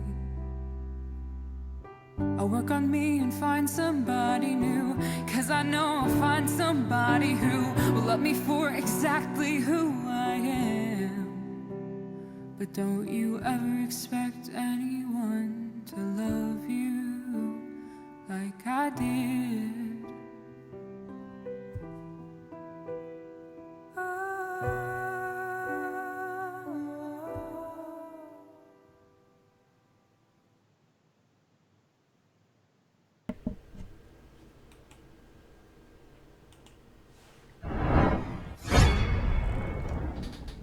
Welcome back to the Center of Light, all my Yanavites, on this Wednesday night. Tomorrow night, listen to this. Let me get to my screen. Tomorrow night, my guest on Center of Light Radio is going to be Saryan Michael White. This guy, no joke, he's not just a pseudo-spiritual guy who claims, I'm channeling the angelic nation. He's going to wow you. When I say wow you, I don't mean this for ratings. He's going to rate you high. The guy is no joke. He's a beautiful man. He's very simply beautiful in his personage, in his way of delivery. Wow. Welcome back to Center of Light Radio. And let me rephrase that. What's up, my bro? You know, you and I hanging out is not about me interviewing you. That's not it. You and I just having, I love tequila and a beer. So we have tequila and a beer. So Brian, let me share with you what's on my heart and mind. My mind first, because I'm going to share that with you. And then my heart. I'm fucking goddamn pissed of all the bullshit that's happening in the world. And I can play victim in all that arena because I'm human and I'm allowed to play in that arena. But the other part of me says, you're a fucking bastard and you need to quit it because you're being evil and hateful. Stop it. Other than that, what can I do beyond that scope other than to be my centered self with all the nonsense that's happening in the world? Change is forever. The only thing that will never change is change. And through these times that we're living in, Brian, you know as well as I do and many others, it's truly a challenge to keep up. Not that we have to be better than the Joneses, but it's truly a challenge to keep up with ourselves, to find out what is right. In my book, The Divine Principle, it says, if you think that caring about the world is about taking away from your comfortable life and putting what you think is important on the back burner, soon a time will come and then that you will wish you will have heeded the warning of what is transpiring. In other words, it's happening now. It's hard to grasp what is taking place in the world. The elite, the Illuminati, beyond the political stuff of all that, just the fact that things are happening so raw. Look, as we go into the rabbit hole, Brian, you and I are so smart. Like others, not only do we go into the rabbit hole, we bring a shovel. So when the rabbit hole ends, we dig a little further. And when we dig a little further, all we keep finding is handfuls of disgusting rabbit shit. And it doesn't stop. So if human trafficking, let's take that up a level. Child trafficking, let's take that up a level. Adrenochrome, to where they're drinking children's blood for this rush, this smack of whatever the reasons they're doing it for. If this is only the beginning of a cosmic disclosure of all that nonsense, how much more ridiculous can it possibly get? And in your words, my friend, my brother, how do we, you, I, and everyone else, find balance in such a conundrum? Wow, I have so much to say because I agree with everything you said. Let me see if I can go through it first. Apocalypse is not a destroying of the whole world necessarily. It's in the prophecies of the indigenous wasn't that it was the end of the world. It was the end of the world as we know it. The apocalypse was the revealing of truth, revealing of a new way. And part of that change for all the indigenous was that we were going to have 500 years of darkness, and that this darkness we get sick and tired of being sick and tired in order to make the change from darkness to light. You've got to be sick and tired of anything in order to finally make the change.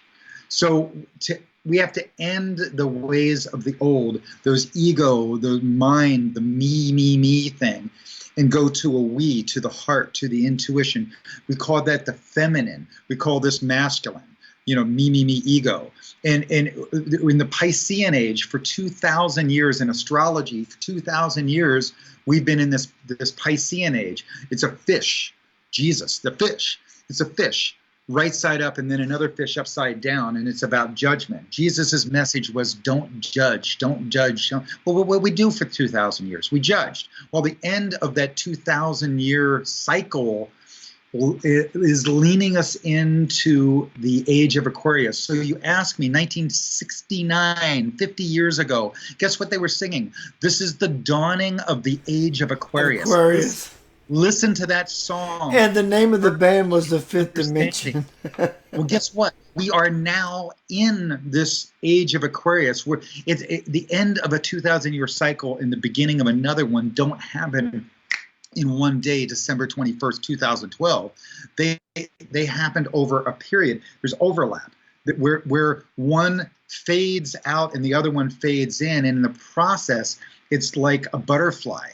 It's like the caterpillar turning into the butterfly. So we were in this ego masculine ways for 2,000 years. Jesus's message was, don't judge. And what did we do? Judge. We fought. We caused war. Well, war is obsolete from a grandmother's experience, from the loving grandmother's experience. So Brian, if Jesus's message was don't judge, why do we want to do? What is that all about? You know, the Messiah, the one. In the Messiah is not, you see, most people think Messiah means Jesus. It doesn't mean Jesus. Messiah existed many years before Jesus. In fact, it's Greek, means the anointed one. And it doesn't necessarily point to Jesus. It means to anyone that is living under the anointed umbrella. It could be John the Baptist. It could be Mother Teresa. It could be you, me, or John Doe, Jill Doe, who are or of the like. So how do we take the message? Oh my God, I'm about to vessel. How do we move into the truth of the message of the anointed one, of the Messiah, without the bullshit? In other words, he said, this is the way, but you also express how, if Christ is the way, how we just ignored it since he said it. He said, don't judge, and all we have been doing is judging. How did that come about? Where did the perversion of not judging just simply turned upon itself heads over heels into, that's all, quote, Christians do is judge? What is that about? Well, it's helping us get sick and tired of being sick and tired. It is. It's something like, for instance, our capitalistic ways. I'm not going to name any names specifically, but our capitalistic ways have gotten out of hand.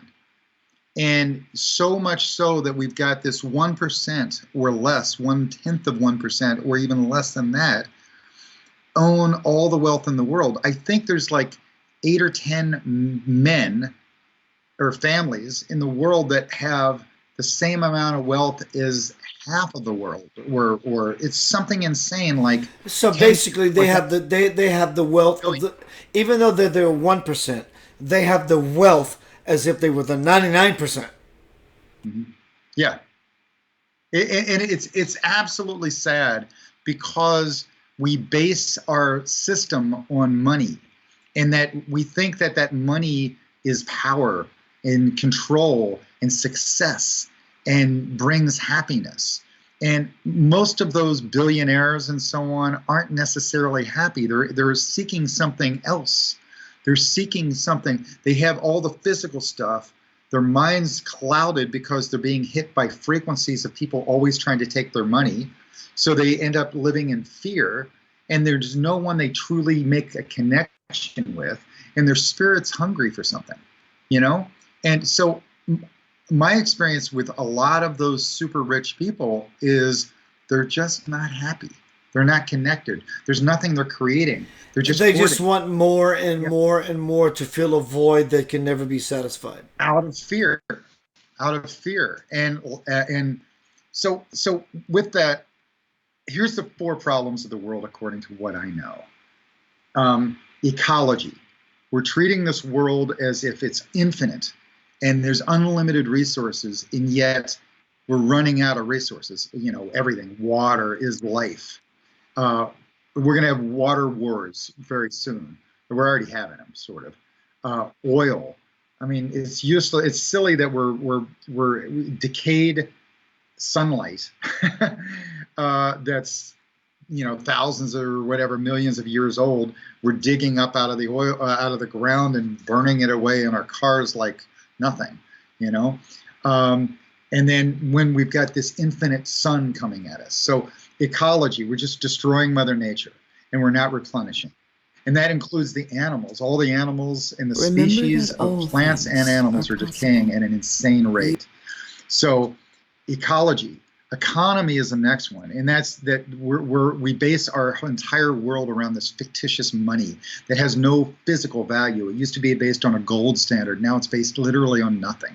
It's just consumer confidence, whatever that Brian, is. growing up, I actually understood. Not because someone taught me. I just realized that here's a system that creates this thing called a dollar. And then on top of that, they reinforce that you need this dollar to survive. And we believe and buy into the nonsense. And we, as I said earlier, when you know, I've been having this conversation for almost 2 hours. I don't live my life surrounding the interstate of Memphis, Tennessee. Memphis is a large hometown. Thank God. Thank you, dear Lord. I don't live in Houston or Los Angeles like you or wherever. I don't. But the reason these people are driving like maniacs, I understood it. And no judgment, but the black women here, here's my car, here's your car, and you drive on the interstate, and you're doing 65, and you're doing maybe 67 because that's allowed. And so you drive, and they will come up right behind you to begin to push. And here's the thing. This lane is open and that lane is open, but they want to push you before they decide they want to change lanes. So why didn't you do that 250 feet back? And so we're living in this rat race, this rat pace world of nonsense. And what can I get from it? It gets cray-cray. And so you know, Brian, I swear to you, I when I get on the road, because of that recent car experience, look, I'm coming back from South Louisiana for seeing my beautiful father. Life is good. My dad's going to give me some inheritance. Life is good. So we're coming on to the ramp from 50, whatever. We're coming onto that ramp. 8 minutes from where I'm going. And the driver of my car, Linda, says, "Oh my God, keep about to be." And that was it. He's already, listen to this, he's already out of control. Because his car's spinning as to why she's looking in her rearview mirror and saying, he's about to hit us. So here's the thing. We're doing 55. The ramp suggested speed would be 50 in between. So we're doing 50, 55. This motherfucker is doing so much velocity that in his spinning, he caught up with us. That's how fast he's doing. And when you have your life turn topsy-turvy, when he hit us, we spun and we hit this wall, this medium, tossed the car over. Thank God it was a Volvo. It has a roll bar. Or we would be decapitated. Point of this long story is, sometimes life will come at you in such a way that it will turn over within itself. What do you do with yourself then? I've learned, Brian. I've learned, and I'm still learning. And I'm yearning and burning for something that is churning within me, my friend. That is so beyond control that if it requires me to die to fully live, that's what I'm choosing. It can be scary, frightening. But I'm willing to do my best to always be in that enlightening place. Sometimes life gets scary. That's kind of actually, it's kind of part of the deliciousness. Because when you go to an amusement park, you don't want to ride the Ferris wheel because it's peaceful. You want to go on the roller coaster because it's scary. Because it represents the dynamic of life that can be so intense. Yeah? Is that what it's like for you? That sometimes when in the tug and bustle and the push and all that, that the greatest gift is about how centered are you?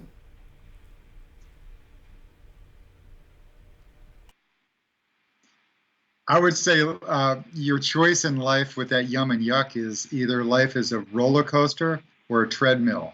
Most people pick the safe treadmill, and then they wonder why their life doesn't grow. Why they pick the safe job that they have to go take a vacation from. That they numb themselves with drugs and alcohol and watch TV all the time and waste their days. And there was a great guy named Quentin Crisp that says, "Don't waste your time. If you want to be a ballerina, don't waste your time tending to the pigs, like being a pig farmer, but because you end up wasting your time, and these pigs aren't appreciative and of your dance and your ability, right? And then at some point, pigs become your style, and your style becomes to be the pig farmer, and your style becomes to lower yourself to the standard of hating life and not enjoying your job, not giving anything to the world, just taking, just getting your joy out of consumption, but not out of actually creation. And yet, really inside, you were a little girl or a little boy wanting to be a ballerina or wanting to be a star of some sort, or to give to the world. And your way of becoming a star might just be being the high school basketball coach, or coach the little kids, or give to the world what you didn't get enough of: love, kindness, caring, sharing, and so on. And so most people live their lives hoarding stuff and not really giving, not really getting, and not getting back anything. And so ask anybody who really gives in their lives. They're probably a whole lot happier now than they used to be, So, Brian, before we exit, we're going to do this often. I love hanging out with you, dude. It's like, I have, honestly, Brian, you think Keith, the popular guy, the spiritual best-selling author, the musician, everyone's calling me on Friday or Saturday saying, "What you doing tonight?" I don't get those phone calls. I'm grateful. I'm happy. I'm not upset. I wish people would call me. I don't. I don't. But I don't get those phone calls. I love being in this space like with you. And Brian, you are very illumined. Accept your kudos, bro. Don't be going to. You are very illumined.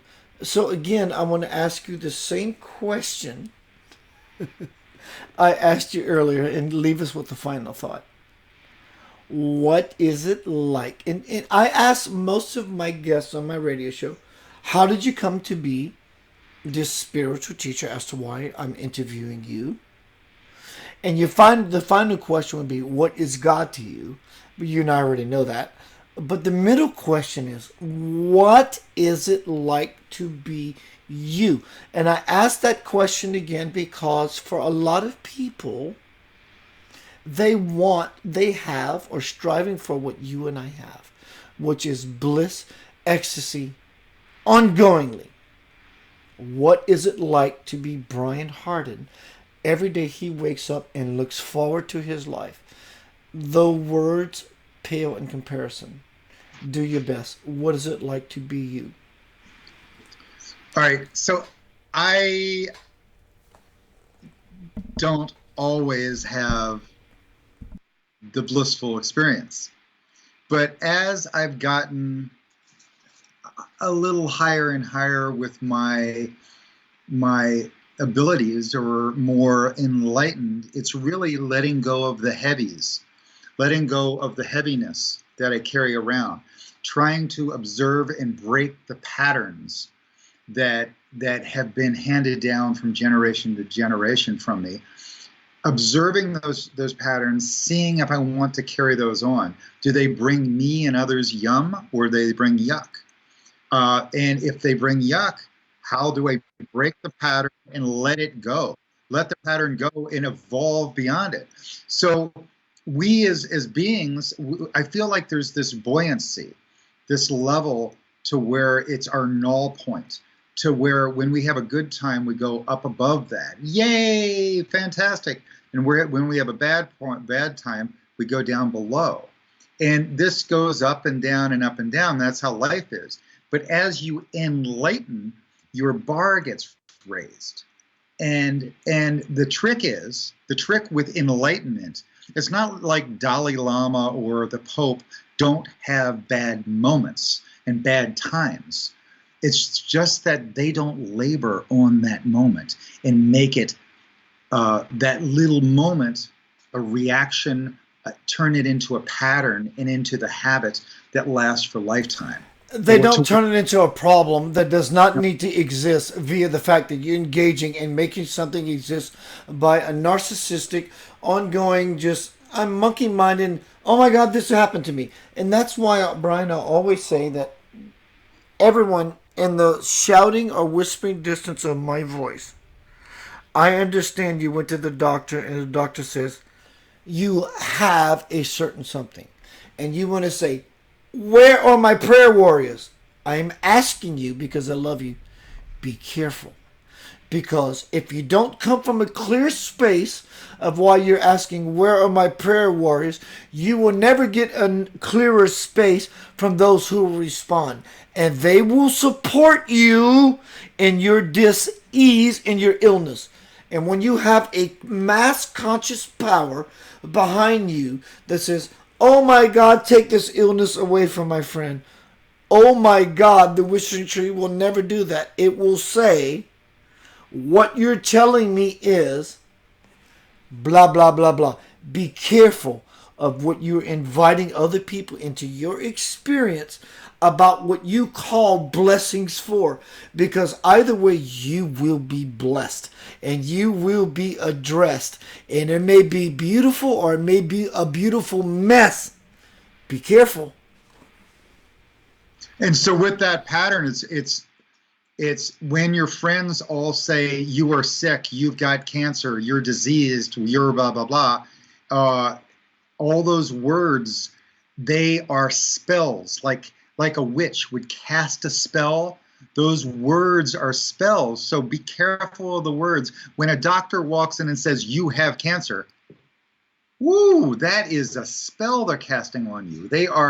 It's like the letters. They're spelling out your future.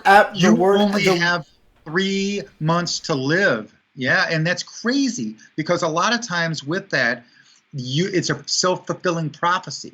So it's irresponsible for them to send you a death sentence, and it's irresponsible for you to receive it and accept that as word. Who says how long you're going to live? And I swear every death in its own version is finally the spirit letting go, giving up. I have totally healthy partners where one partner was ill and the other partner, and as they aged, they were in their 80s or 90s or whatever, and one of them died the following day. 24 hours later, the other one died. Totally healthy. And because their spirit, their will to live, let go.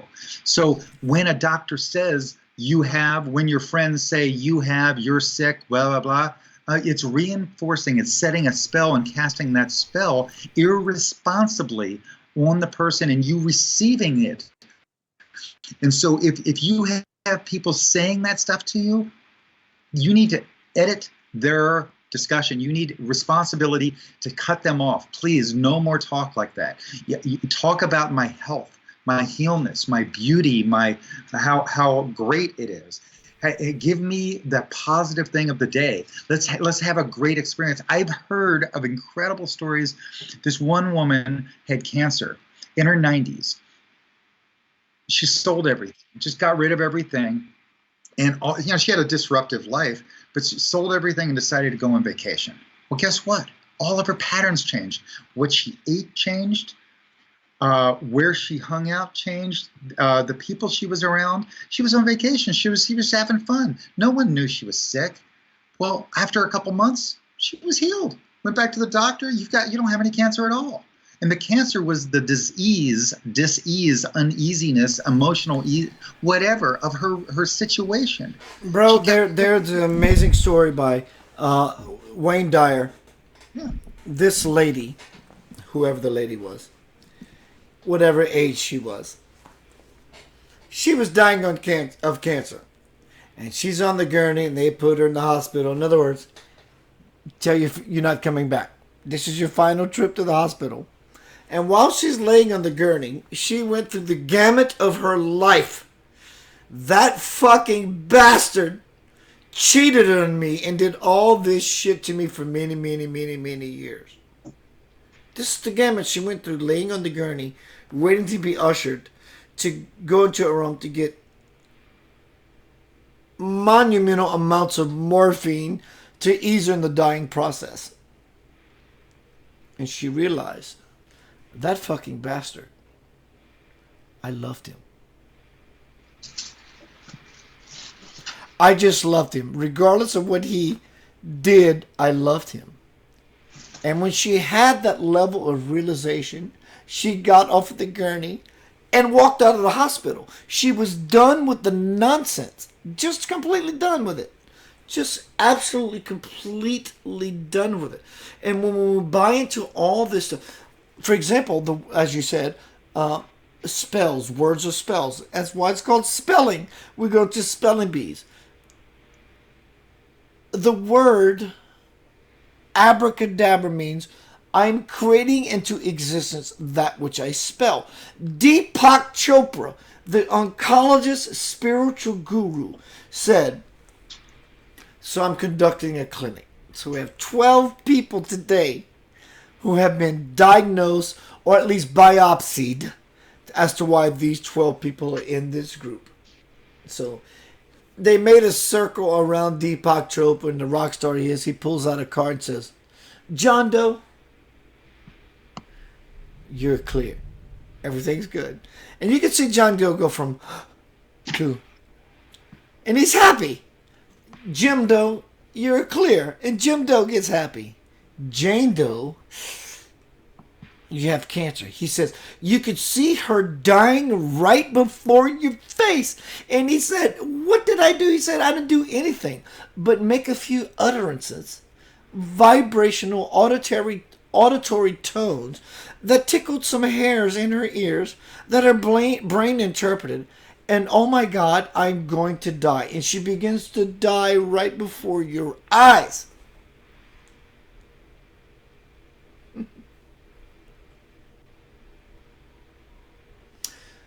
If anyone out there, get on YouTube, look up Greg Braden. If I remember correctly, 3 minutes. Here are your keywords. Greg Braden, Gregg Braden. 3 minutes, Chinese healing, bladder cancer. Oh, yeah. That's fantastic. They have a real-time camera on this person's bladder cancer. And these 3 Chinese doctors go into this chant of, it is done, it is done, it is done, it is done. In their it is done, they are holding the vision. The it is done means you're healed. It is done, it is healed, it's done, it is done. And they go into this mantra, into this chant, and within whatever minutes, 3 minutes, you can literally in real time see the cancer in this person's bladder completely dissipate into nothing. So, do you know the guy, Dr. Emoto, the water guy? Yeah. Dr. Emoto? Messages in Water, where the water itself actually contains energy. Well, we are made of water. And if you take the water itself and take a drop of that water and you freeze it, it becomes a little snowflake. Well, what he did was observe that when he gave this bottle of water love, and then this bottle of water hate, and one got love and one got hate. Well, the bottle that got love, all the little snowflakes were beautiful. They were harmonious. They were in a frequency that matched nature. And the ones that got hate were broken and dysfunctional and negative looking and not harmony with nature. And that's what our thoughts do. That's what our feelings, this is big, our feelings do. Because most of our spirituality now has been talking about thinking, manifesting from thought. No, it's a feeling. And so that's what this evolution of consciousness is from this ego of we talked about Jesus for 2,000 years. Well, the next 2,000 years is this Aquarian age. It's water. And the water takes the shape of whatever vessel you put in it. It's also destructive. It's strong enough to break things. If you've ever gone out in the ocean and seen the wave, it'll knock you down. It's also smooth. It's the life force. So we're in this Aquarian age right now, beginning now, for 2,000 years, and it's about this feminine. It's about we. It's not about me. It's about taking a new form. And so within this water structure of Dr. Emoto was we are made of water, and what we think and what we feel can change the frequency of the water within us. And so are you saying, Brian, I would like to say that most people, including myself, including all of us, no matter how illumined we are until we become fully illumined, our thoughts automatically, by default, until we're at the level that it's not default, our thoughts convince us that that's what we are. But when we get beyond that, we go to a deeper capacity, which is feeling. Oh, this actually feels like me. Even though that's more... Your thoughts and your feelings work together. You as a baby didn't have language.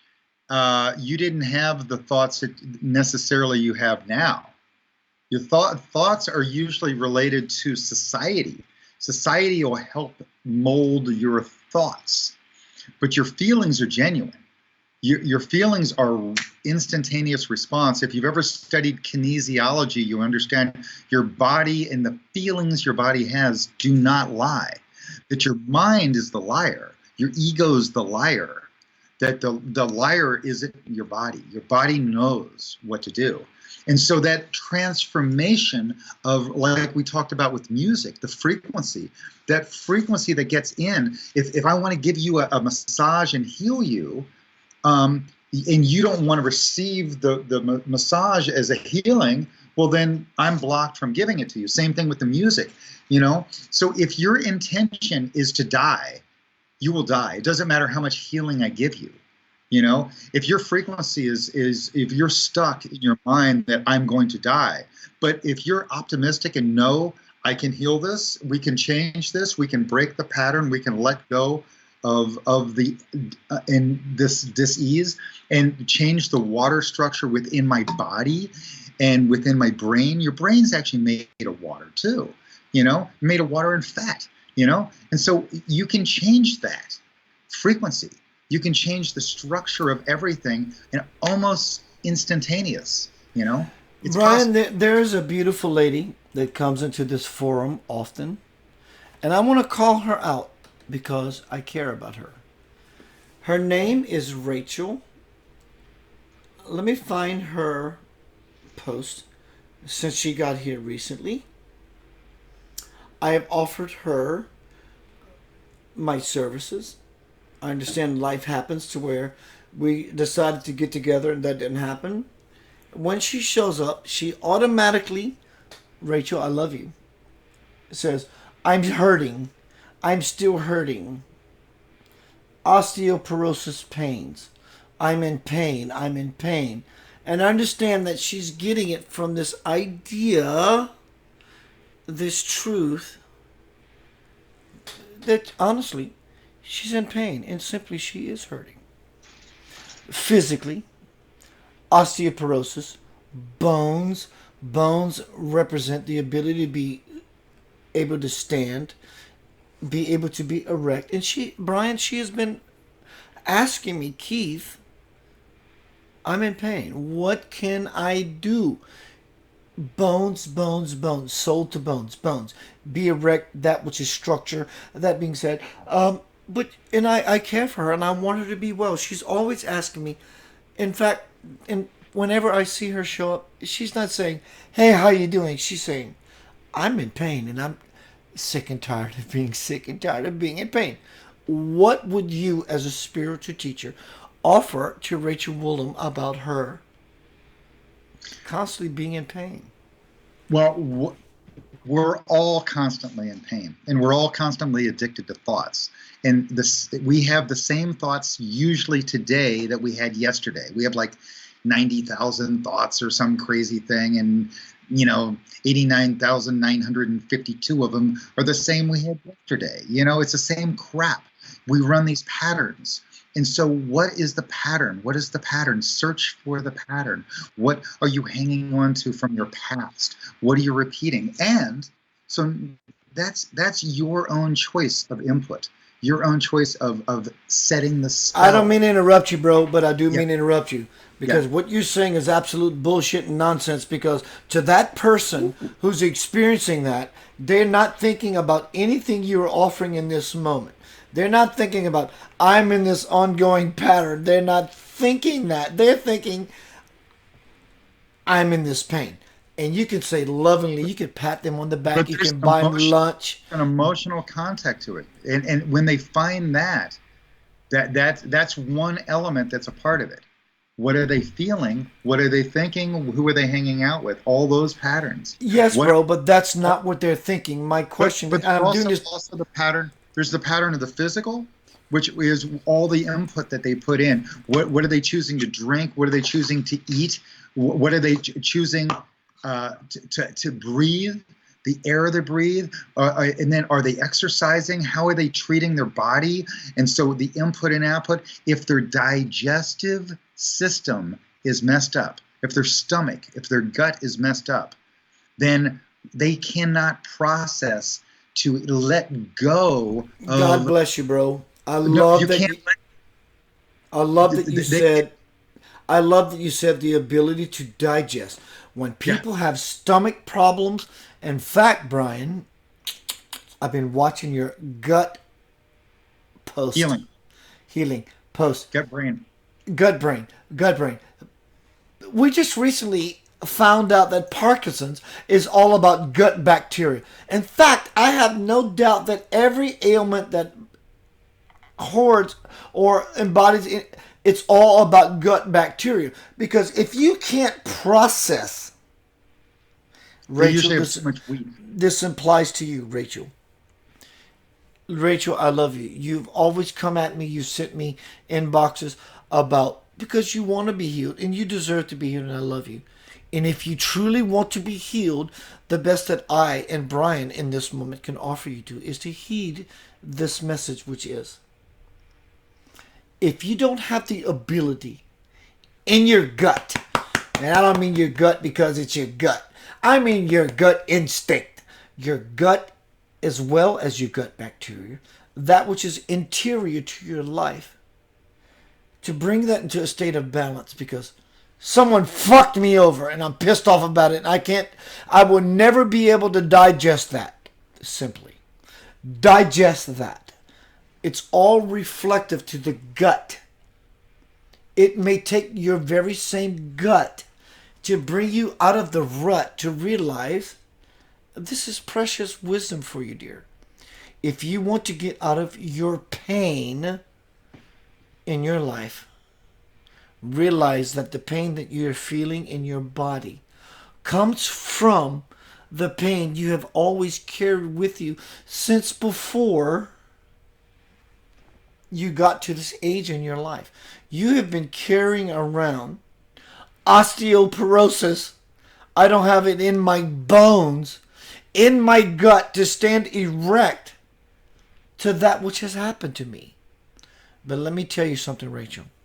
What it requires for you to be healed is to you find it within your gut, and within your bones to stand so erect that you not overcome it. You can't overcome anything. No one can ever overcome anything. But what you can do is break on through to the other side. There is no cheating this system. There is no cheating this system. You have to become the system that is of balance for you to ever find balance within yourself. So Rachel, before I turn it over to Brian, before we close off this hanging out, what I want to offer you to, dear, that you've come to me many times about your healing. I understand you're in pain, physical pain. You're really not in physical pain. It may show up that way. What you are in temporarily is emotional pain that is convincing you so much so physically that it lures you into the temptation that that's your experience. And I'm telling you, Rachel, if you contact me because I care about you, I won't charge you anything. In fact, I will charge you. It costs you yourself. Be willing to die to live. Let go of the old one. Let go. Just contact me and I will throw you off the fucking cliff. I will push you into the moving river, but it requires you to be willing to release what you think is important, which is mired you in quagmire. That's it. It requires nothing from you except to die. You have to die to live. So Rachel, that is my gift to you. Brian? Physical patterns, mental patterns, spiritual patterns. And so it's these patterns. So not only is her gut messed up, or my gut messed up, or your gut messed up, you know, whenever my gut's messed up, my brain gets messed up. My emotions get messed up. I get twisted up, right? And so it becomes compounded. One thing leads to another, one thing leads to another. And a lot of it is because what we choose to put in ourselves isn't organic, isn't real, isn't vibrating with nature. It's something else. They add chemicals. If you look at the list of chemicals, and that doesn't only mean food, as you pointed to this protein bar. It also means what you are putting into your organic soul self that's lying to you, which could be belief system, what you were taught, so forth and so on. Yes? Oh, yes. So your physical body, your mental being, and your spiritual being, what are you feeding it? What are you drinking? What are you eating? And what are the additives to all that? Like if you're TV, never exercising and eating crappy food with a whole lot of chemical additives, and right now there's over 80,000 chemical additives in our entire system, and none of them have ever been tested by the Food and Drug Administration until they actually become a problem. And then they go, oh, we'll take it off the market. And so if you think that they're protecting us, they aren't. They're all paid off. There's money, money, money. Just follow the money. So anyway, that's a whole nother thing. So back to healing. It's your responsibility to treat yourself right, to analyze everything you put in your body, what you drink. Instead of a Coca-Cola or a Diet Coke, water. And I mean real good, organic, clean water, not with fluoride and with chlorine in it. I mean, find a source of good water in your area, be it a water store that really, really takes the time to clean it, or spend the money. I had a near-death experience when I was 16. I lost my spleen, and they put me on a lifetime prescription of penicillin. I cut it out after the first 3 months, threw it all away, and I went to water. And it was 40 years ago, I was buying Evian water, 40 years ago, back when it was the only water on the market. I was buying this and drinking it. This saved my life because this detoxed me. But have you ever priced cancer? That's really expensive. You know, water's cheap compared to cancer. And it detoxified me. So the trick is, how do you detoxify your body? How do you detoxify your mind? And how do you detoxify your spirit? So a lot of that's tied in not only to the thought patterns or the patterns that were handed down through the family, but through your own choice patterns, what you choose to eat comfort food or drink comfort stuff to numb your mind so you don't think of the problems you have, or whatever the numbing is that you do. Your numbing might be shopping or workaholic or sex or whatever it is. There's some level of numbing. So at some point, what are you doing to lower your frequency? What are you doing to twist yourself up, your gut up, your being up? Because your gut not only gets rid of things that are tied to your mental patterns and spiritual patterns and the feelings they get rid of, but they also absorb the nutrients, the goodness that is there for the minerals and vitamins to rebuild something new. So if your gut isn't right, your body can't be right. Your joints collect up all those toxins. Nothing is right. Brian, I will tell you this. As we look out in nature, when animals are dying or vulnerable, great word, fucking vulnerable. One of the last things an animal will do would be expose their abdomen. In the exposing of the abdomen, they become vulnerable.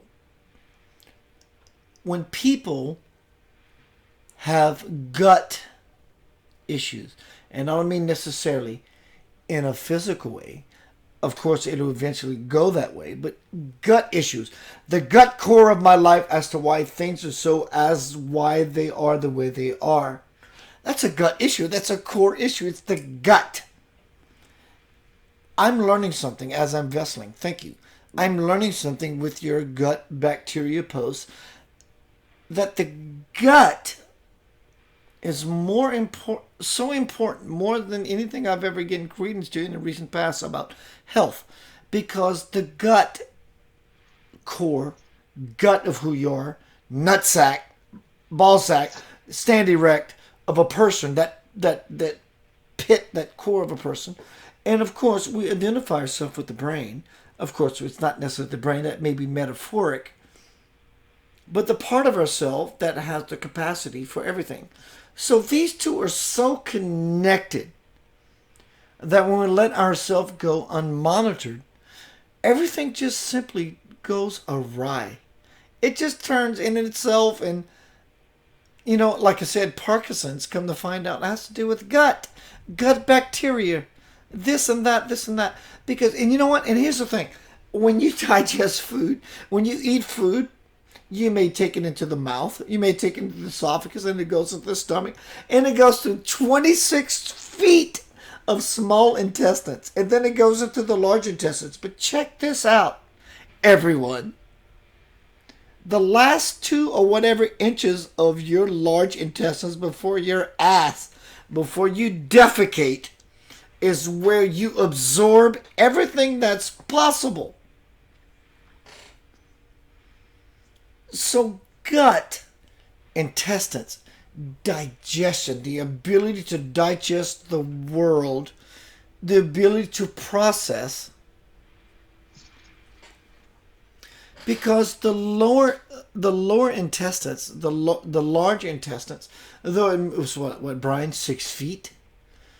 This is where everything becomes absorbed, and in fact, many people have heard of the idea of plugging, sticking something anal. We call these suppositories, be it you do it recreationally, because it becomes immediately absorbed into the system.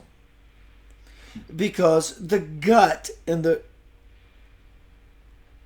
intestinal tract. What about colostomy? When people have these things happening in their life, has things going so awry that to where they need some sort of bypass in their system to give them some sort of quality of life?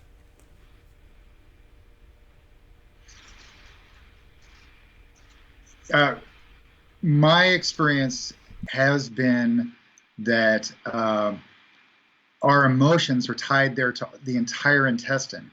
And there are things that you call Crohn's disease or other digestive issues that one of my friends with Crohn's disease knew that what the cause of it was his relationship with his wife, or that he had guilt and anger that were tied to his Crohn's disease.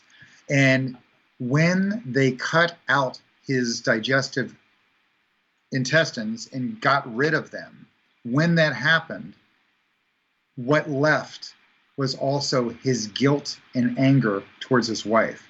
The next day he woke up and had no guilt and no anger, and it went with it. And I'm not saying that reminds me of the story I just told when the guy or the woman was on her deathbed going into the hospital with cancer. And in fact, she's not coming back. This is not one of those visits and she's going to be back tomorrow.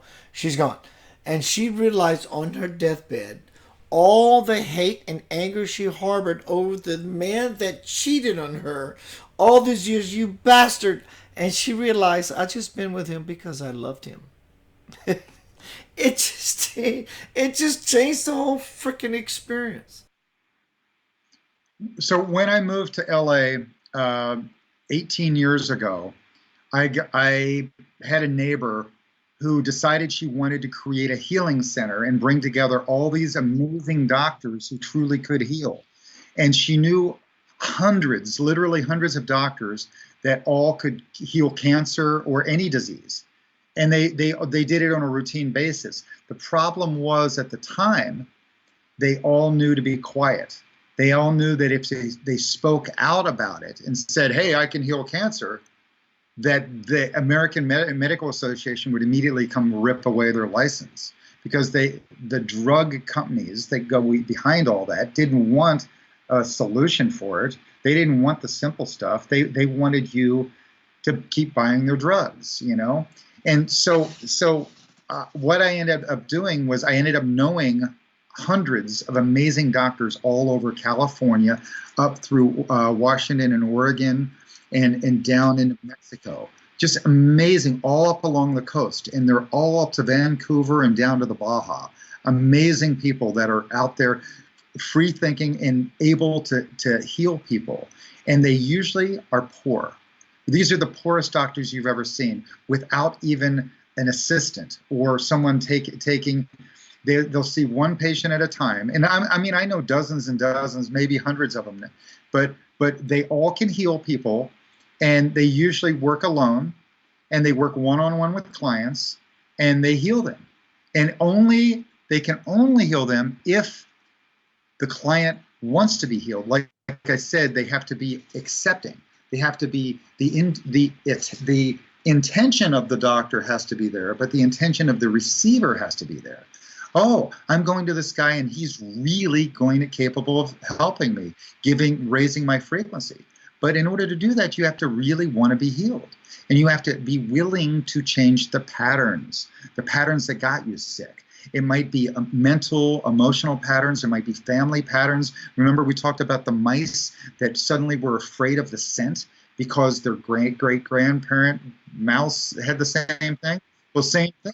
You might have an unusual fear in your being that isn't yours. And once it's altered and you realize that lavender actually isn't something to be afraid of, then suddenly you're okay. When you release the fear, you release the emotion of uneasiness, dis-ease. And so same thing, when you release the anger or guilt, it releases the emotion and the unease. So she or me or you or anybody listening to this needs to consider, what are the patterns that are creating uneasiness within you? And then sometimes within that pattern of like, because my dad or my mom or my uncle or whatever, blah, blah, blah, blah, me, blah, blah, blah, when I was a kid, whatever the thing is, that's why I'm doing this. And then they end up eating crap or drinking crap and the crap has got chemicals in, and the chemicals build up in the joints, and they mess up the kidney, the liver, the gallbladder. And you add it all up, and it's like we're a system of tubes, input, output. And if your tubes of Well, it's like you and I being in the recording business. yeah, What is the saying? You know, the saying is,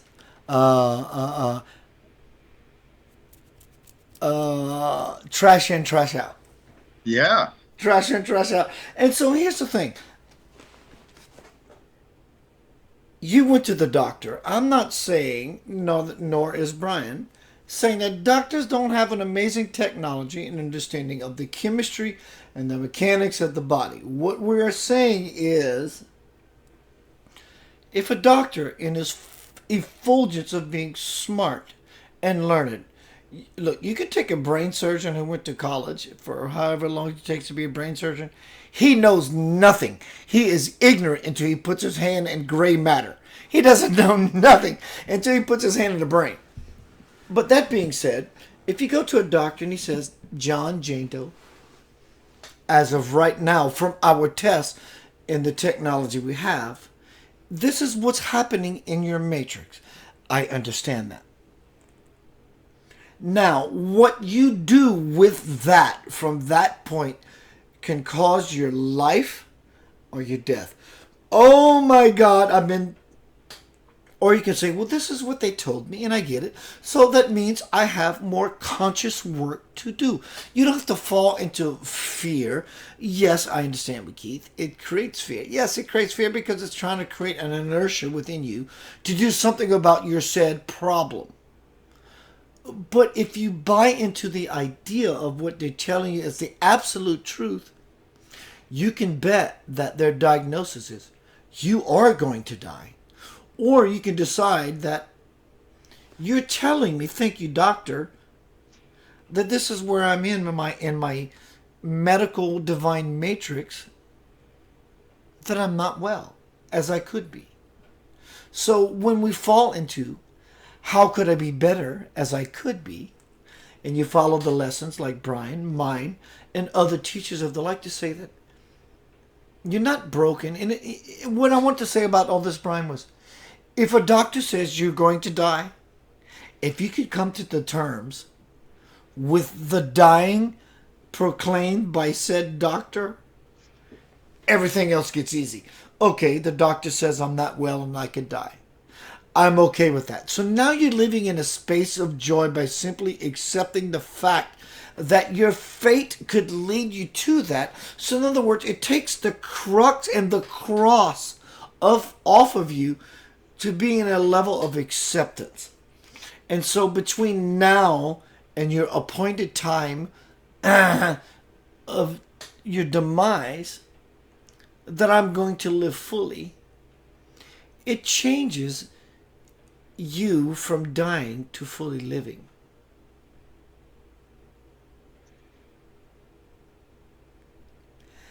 And when you're fully living, even if you see, no one dies with, no one, people say, I have a fear of death. I get it. I have a fear of death. But you don't have a fear of death. You may have a fear of how you're going to die, but you don't have a fear of death. You have a fear of regret. Because if you have a fear of regret, you're going to fear how you die. In fact, if you have a fear of regret, you are already dead. But if you don't have a fear of death, you are living fully, and that part of you will live forever. Forever. So death, Brian, don't get me wrong, death is a scary motherfucker. I know what the other side is like. I'm going to be with some God. That's why I'm doing what I'm doing. But when I was in that car wreck and that car flipped, I didn't have a problem with going to the other side. One thing, I didn't want to leave my son. I didn't have a problem with the dying of it. I didn't. But death, when people have a fear, it's truly regret that they have not allowed themselves to actually live. You ask an old person in a convalescent home and they're 90 whatever years old, they say, get me the fuck out of here. I want to die. I want to get out of here. Their life is full. They understand the whole thing.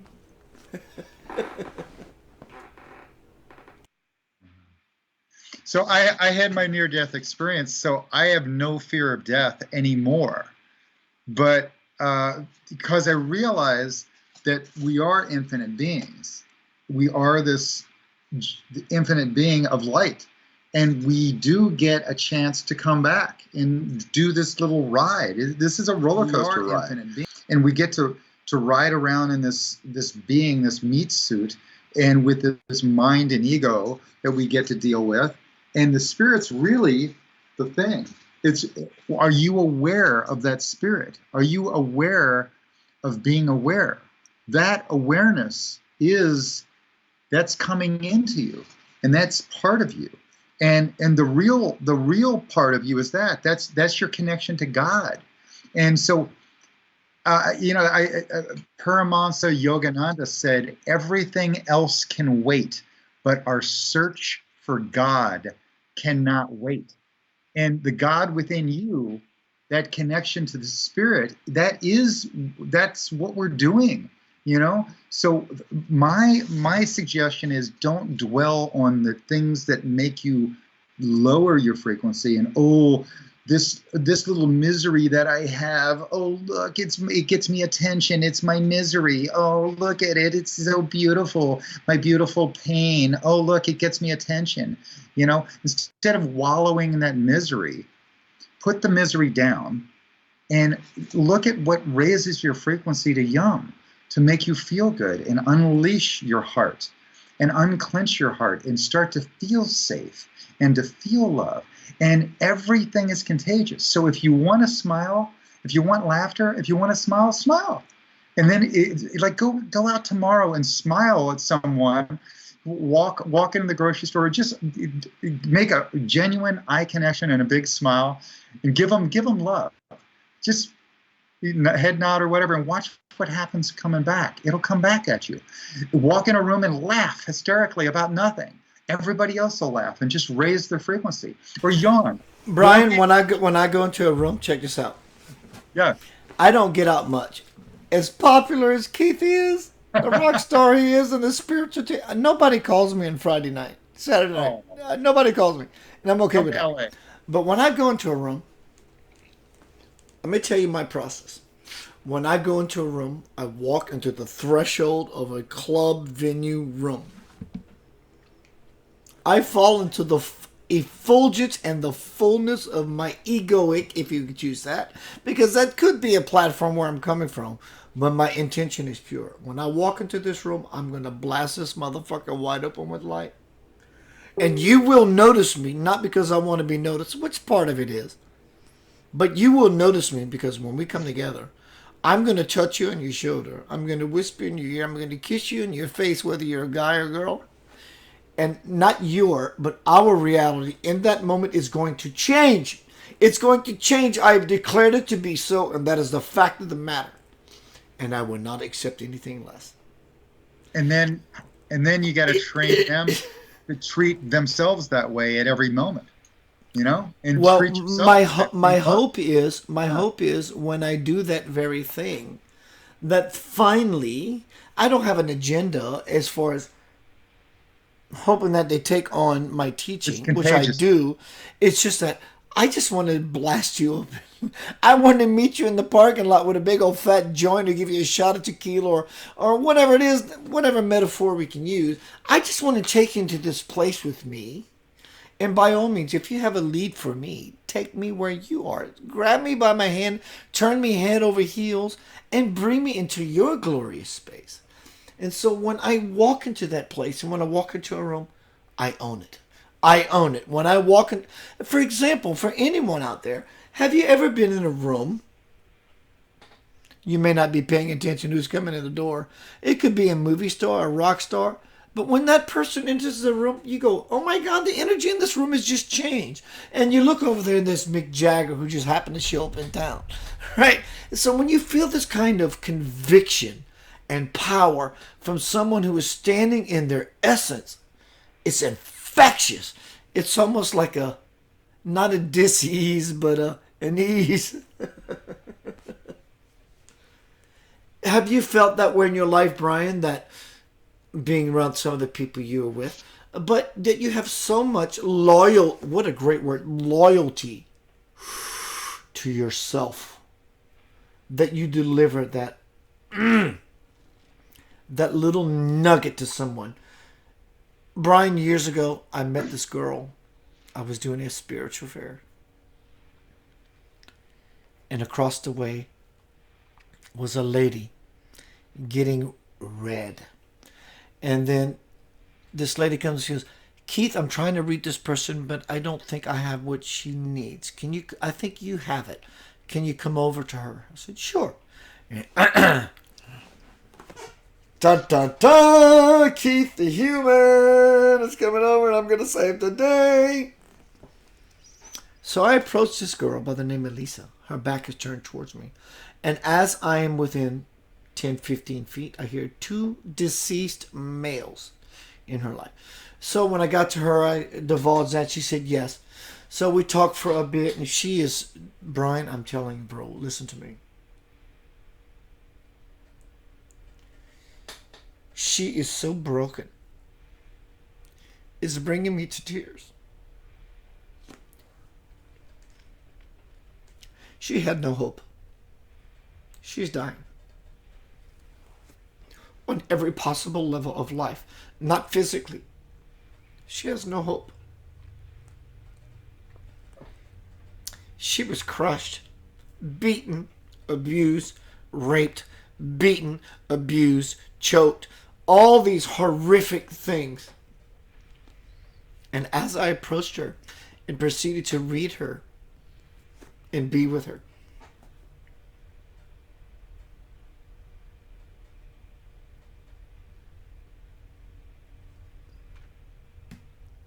I said, everything that is beautiful is all around you. She says, I'm sorry. I don't see it. I said, I do. She said, I'm sorry, but I don't see it. So after talking with her for a bit, I went outside, smoked a cigarette, smoked a joint, do whatever to do just to chill. And I went back upstairs. Before I went back upstairs, Brian, something happened to me. And I realized I didn't go up there to save her. I went up there to save myself. Because when I went up there, again for the last time, after smoking that joint, smoking that cigarette, when she said, I don't see it. And I said, it's all around you. I saw what I told her when I first approached her. I said, this is what I said, transformation is all, this is what I told her, transformation is all around you. After I went outside and I came back as a sobbing mess to her, I said, this is what transformation looks like. I became her student and not her teacher because of what she showed me and her vulnerability and trust in me to divulge how broken she was. And I realized as a broken part of myself, she transformed me.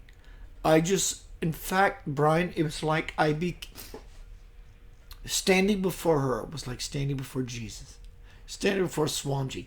I was so humbled by the lesson that transpired from her to me that I thought I was being the savior as to why they said, come over and help her. And she was truly there to help me. Changed my life. Totally changed my life.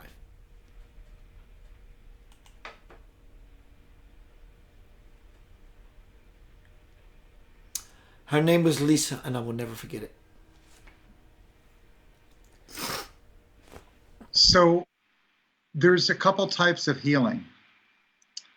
There's the healing where you have your own wake up aha.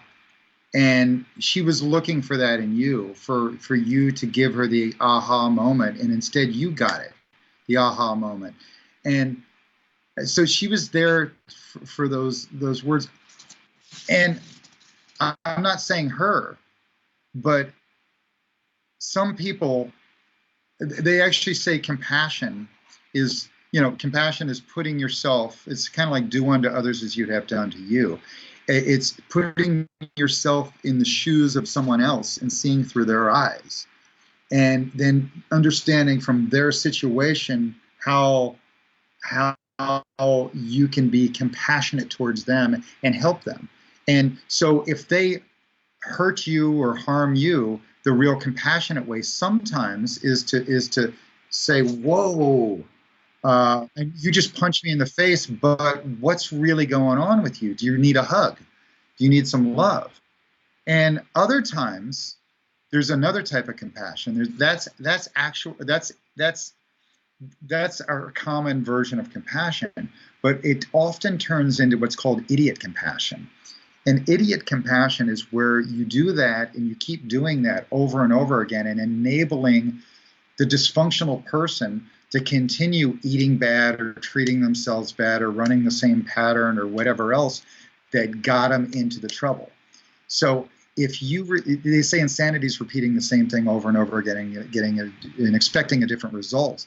And so if you are that insane person repeating those same patterns, the trick is to observe that and change it. So often with compassion, we as the rescuer, the savior, the helper people, we come to save someone, and instead of helping them, we often keep giving them what it takes for them to continue in their dysfunction instead of break their dysfunction. So sometimes, let's say it's an alcoholic, and he borrows your car and he wrecks it, and he brings the car back wrecked, and he could have killed someone. He brings your car back wrecked, and he's like, "Oh, sorry," and instead of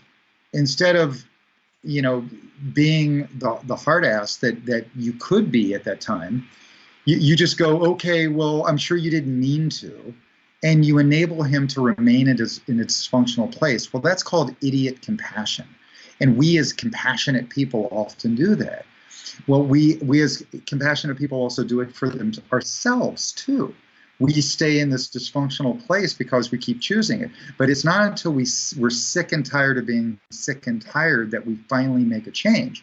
So with the alcoholic, what you probably could do is either put him in jail for wrecking a car. You could buy him a whole bunch more booze until he finally gets sick and sick and sick and sick and sick and sick.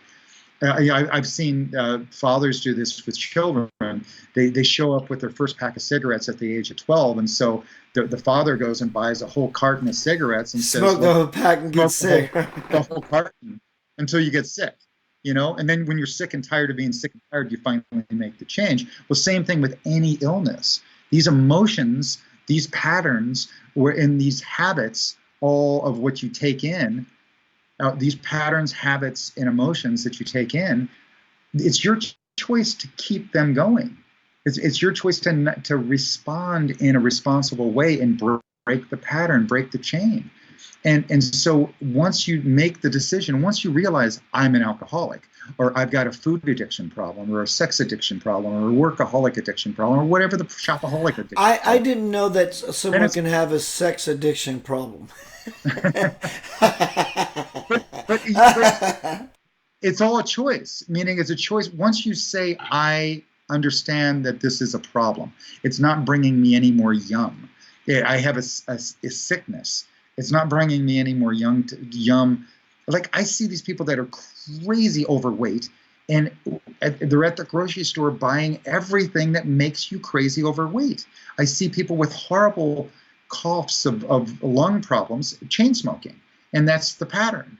And alcoholics continuing the pattern, and you see it every day. And at some point, they haven't gotten sick and tired enough. So it's almost like you need to buy them a carton of cigarettes. You need to, and let's smoke it all now. And then they finally get enough. I mean, I don't know what to do for some people because they haven't made the choice yet to heal themselves, to accept it, and to be sick and tired enough. So with any one of us, as we recognize a pattern, we have to be ready to let it go. It's a big deal. That's the change. Brian, thank you. I enjoyed my metaphysical spirit. We need to create a pseudo bar. We call it the celestial bar. Thank you for hanging out with me, bro. I need some food. Oh, thank you. Like you, when we get into this space, my energy goes to the roof and I eat the ground. Is there anything you want to leave us with, my bro? And leave your contact with our friends. Oh, briandhardin.com is just my whatever website, but newways.com with a K, like you know something. KNEWWAYS.com. And it's also on YouTube as New Ways. And it's got a bunch of spiritual stuff on it, spiritual elders and so on. So the one thing I usually leave with is there's a long story that goes with these, but there's like about 5 different simple spiritual principles that I know will help us raise our frequencies. And one is love. And you say, that's the hippie little love. But it's really unconditional love. And it starts with loving yourself first. And if you love yourself without conditions, if you love, oh, I'm aging, my hair's getting gray, I've got a little roll around my stomach, but you're working on raising your frequency all the time, that's fine. Love is raising your frequency. Love is loving yourself, accepting yourself, but also working on changing, on positive growth. It's either growth or decay. So, as you age, you can still grow and still get even more fit. So love. And unconditional love, without conditions. And that love starts with yourself, and then it goes out to everyone you know, your closest friends and family, and then goes out to the neighborhood, and then the town, and the city, then the state, then the country, and then the world. And that also goes for the animals and the plants and blah, blah, blah. So love, love, love. It sounds all hippie, but what goes with that is joy. We get joy by giving joy. In service. If you want joy, give joy. Share a big smile with someone and they'll smile back. If you yawn, they'll yawn back. If you're angry, they'll get angry back. So what do you want to give, or what you want to get, you need to give. So if you want joy, and everything we're doing in life is about seeking that joy, it's raising the frequency. So if you want that higher frequency, give it. So love, joy. Next one is innocence, and I see that as like a little kid, open-mindedness, with your eyes wide open, seeing new. And we as older people, we kind of get stuck in our ways, and we say, no, there's only one way of doing things. I know the way. There's only one, and we get stuck. We drive from point A to point B. To work and back at the same time in the same direction every day, and we wonder why our life is like a treadmill. It's not a roller coaster. I mean, I purposefully, on days that I'm off, I purposefully get lost. I go the wrong direction, places I've never been, and get lost in my own town. I go places and have new experiences and see new people, and that's the way of being innocent, open-mindedness and optimistic, looking with new eyes at everything, and then you have new experiences. So try, living outside of your normal patterns. So love, joy, innocence, and the next one would be fearlessness. And I don't mean fearlessness like I'm so strong that I can beat you up and, so I'm not afraid of you. Instead, it's knowing that every crisis or every problem is really an opportunity for us to learn and to grow. And so if you have a problem that's hitting you, maybe it's your health, maybe it's your wealth, maybe it's your relationships. If you have a problem in your life, it's an opportunity to look at yourself and learn something. What's the lesson? What's the lesson? How can I grow? So there's nothing to fear once you realize that everything is a lesson. There's some part of that. So love, joy, innocence, fearlessness, and our last one is called gratitude. And here's your biggest lesson of all. So all that, my digestive system's messed up, I'm sick, I'm dying, I'm having problems. When you focus on all those negative things, you're setting a spell. These are the patterns. You're feeding your your 9,000 or 90,000 thoughts, the same thoughts as yesterday. Oh, I'm sick, I'm fat, I'm ugly, I'm stupid, I'm not smart enough or tall enough or young enough or whatever the pattern is. Ugh. It's all stupid mind talk, right? So gratitude is being grateful. Your brain can either think of yum or yuck. That's it. So when you're grateful and giving praise, I love it. when you're grateful, you're thinking of yum. What do I have to be thankful for? So when you're thinking of the gratefulness, you can't be in misery at the same moment. You can't be in joy and misery at the same moment. So choose one. So when you're being grateful, your frequency, your feeling, your heart unclenches. When you realize that there are things in this world that love you and support you and help you feel better and connect better and so on, then you'll do this. So love, joy, innocence, fearlessness, and gratitude. So give gratitude, give grace. I could go on forever, but you get it. Yeah. I was just simply enjoying the soul massage of just listening to you and you. Check this out. Listening to you and your poetry, your living poetry that I know as Brian Hardin. No, I know that you learned a lot of shit. I learned a lot of shit. We all learned a lot of shit. And through learning a lot of shit, something else happens between the learning of a lot of shit. Like I said earlier in my first interview before you, was I'm going to create a new religion. You know me, I'm about Yanava, the Y-N-H, the Ryan V. Yanava, it's the religion of non-religion. Stop being religious, except to yourself. And this is going to be a book about 20 pages. And it's not about, here's the point, it's not about the words I'm going to say in these 20 to 25 pages. The 20 to 25 pages filled with words. It's about the empty space that happens between the words. And I'm going to deliberately paint this picture that points to the empty space about the words. Like you said, I can go on forever and paint more ideas because it's really not about the ideas. It's about the space that you and I come together in. That's beyond you and I just talking. In fact, you and I just hanging out and having a beer or metaphorical shot and eating some food. But it's the dynamic and the spirituality that happens between all that, which is the realizations of your life is not hard. Or is it? Is your life hard? Then stop being hard.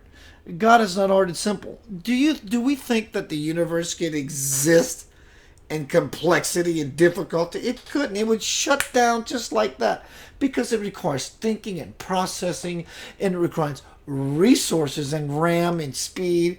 It's not about any of that. God simply just is. And when we simply are, wow, I'm going to make this my next meme, Brian. God simply is, and when we are, we simply be. I love you, my friend. It's a blessing. Love you too. It's a blessing to be around you and spend time with you. It's a blessing to be with you. I mean, I wish you were my neighbor. We'd go out and hang out later tonight, have some Thai food. I love some Thai food. Other than Thai food, we might start a lot of trouble. No, Thank you, bro. Good. Thank you, bro. I love Thank you. We'll do this often. Of course, I love you, bro. I'll be seeing you soon. Everyone, my dear friend, Mr. Brian D. Hardin, a.k.a. Paco, a.k.a. John Doe. We talked about a lot of groovy stuff that responds to he and I's heart. Always remember, if you ever remember anything, you are loved beyond measure. It is my pleasure to be in such a treasure trove with you as we all endeavor to play in the garden of soul. I'll see you soon.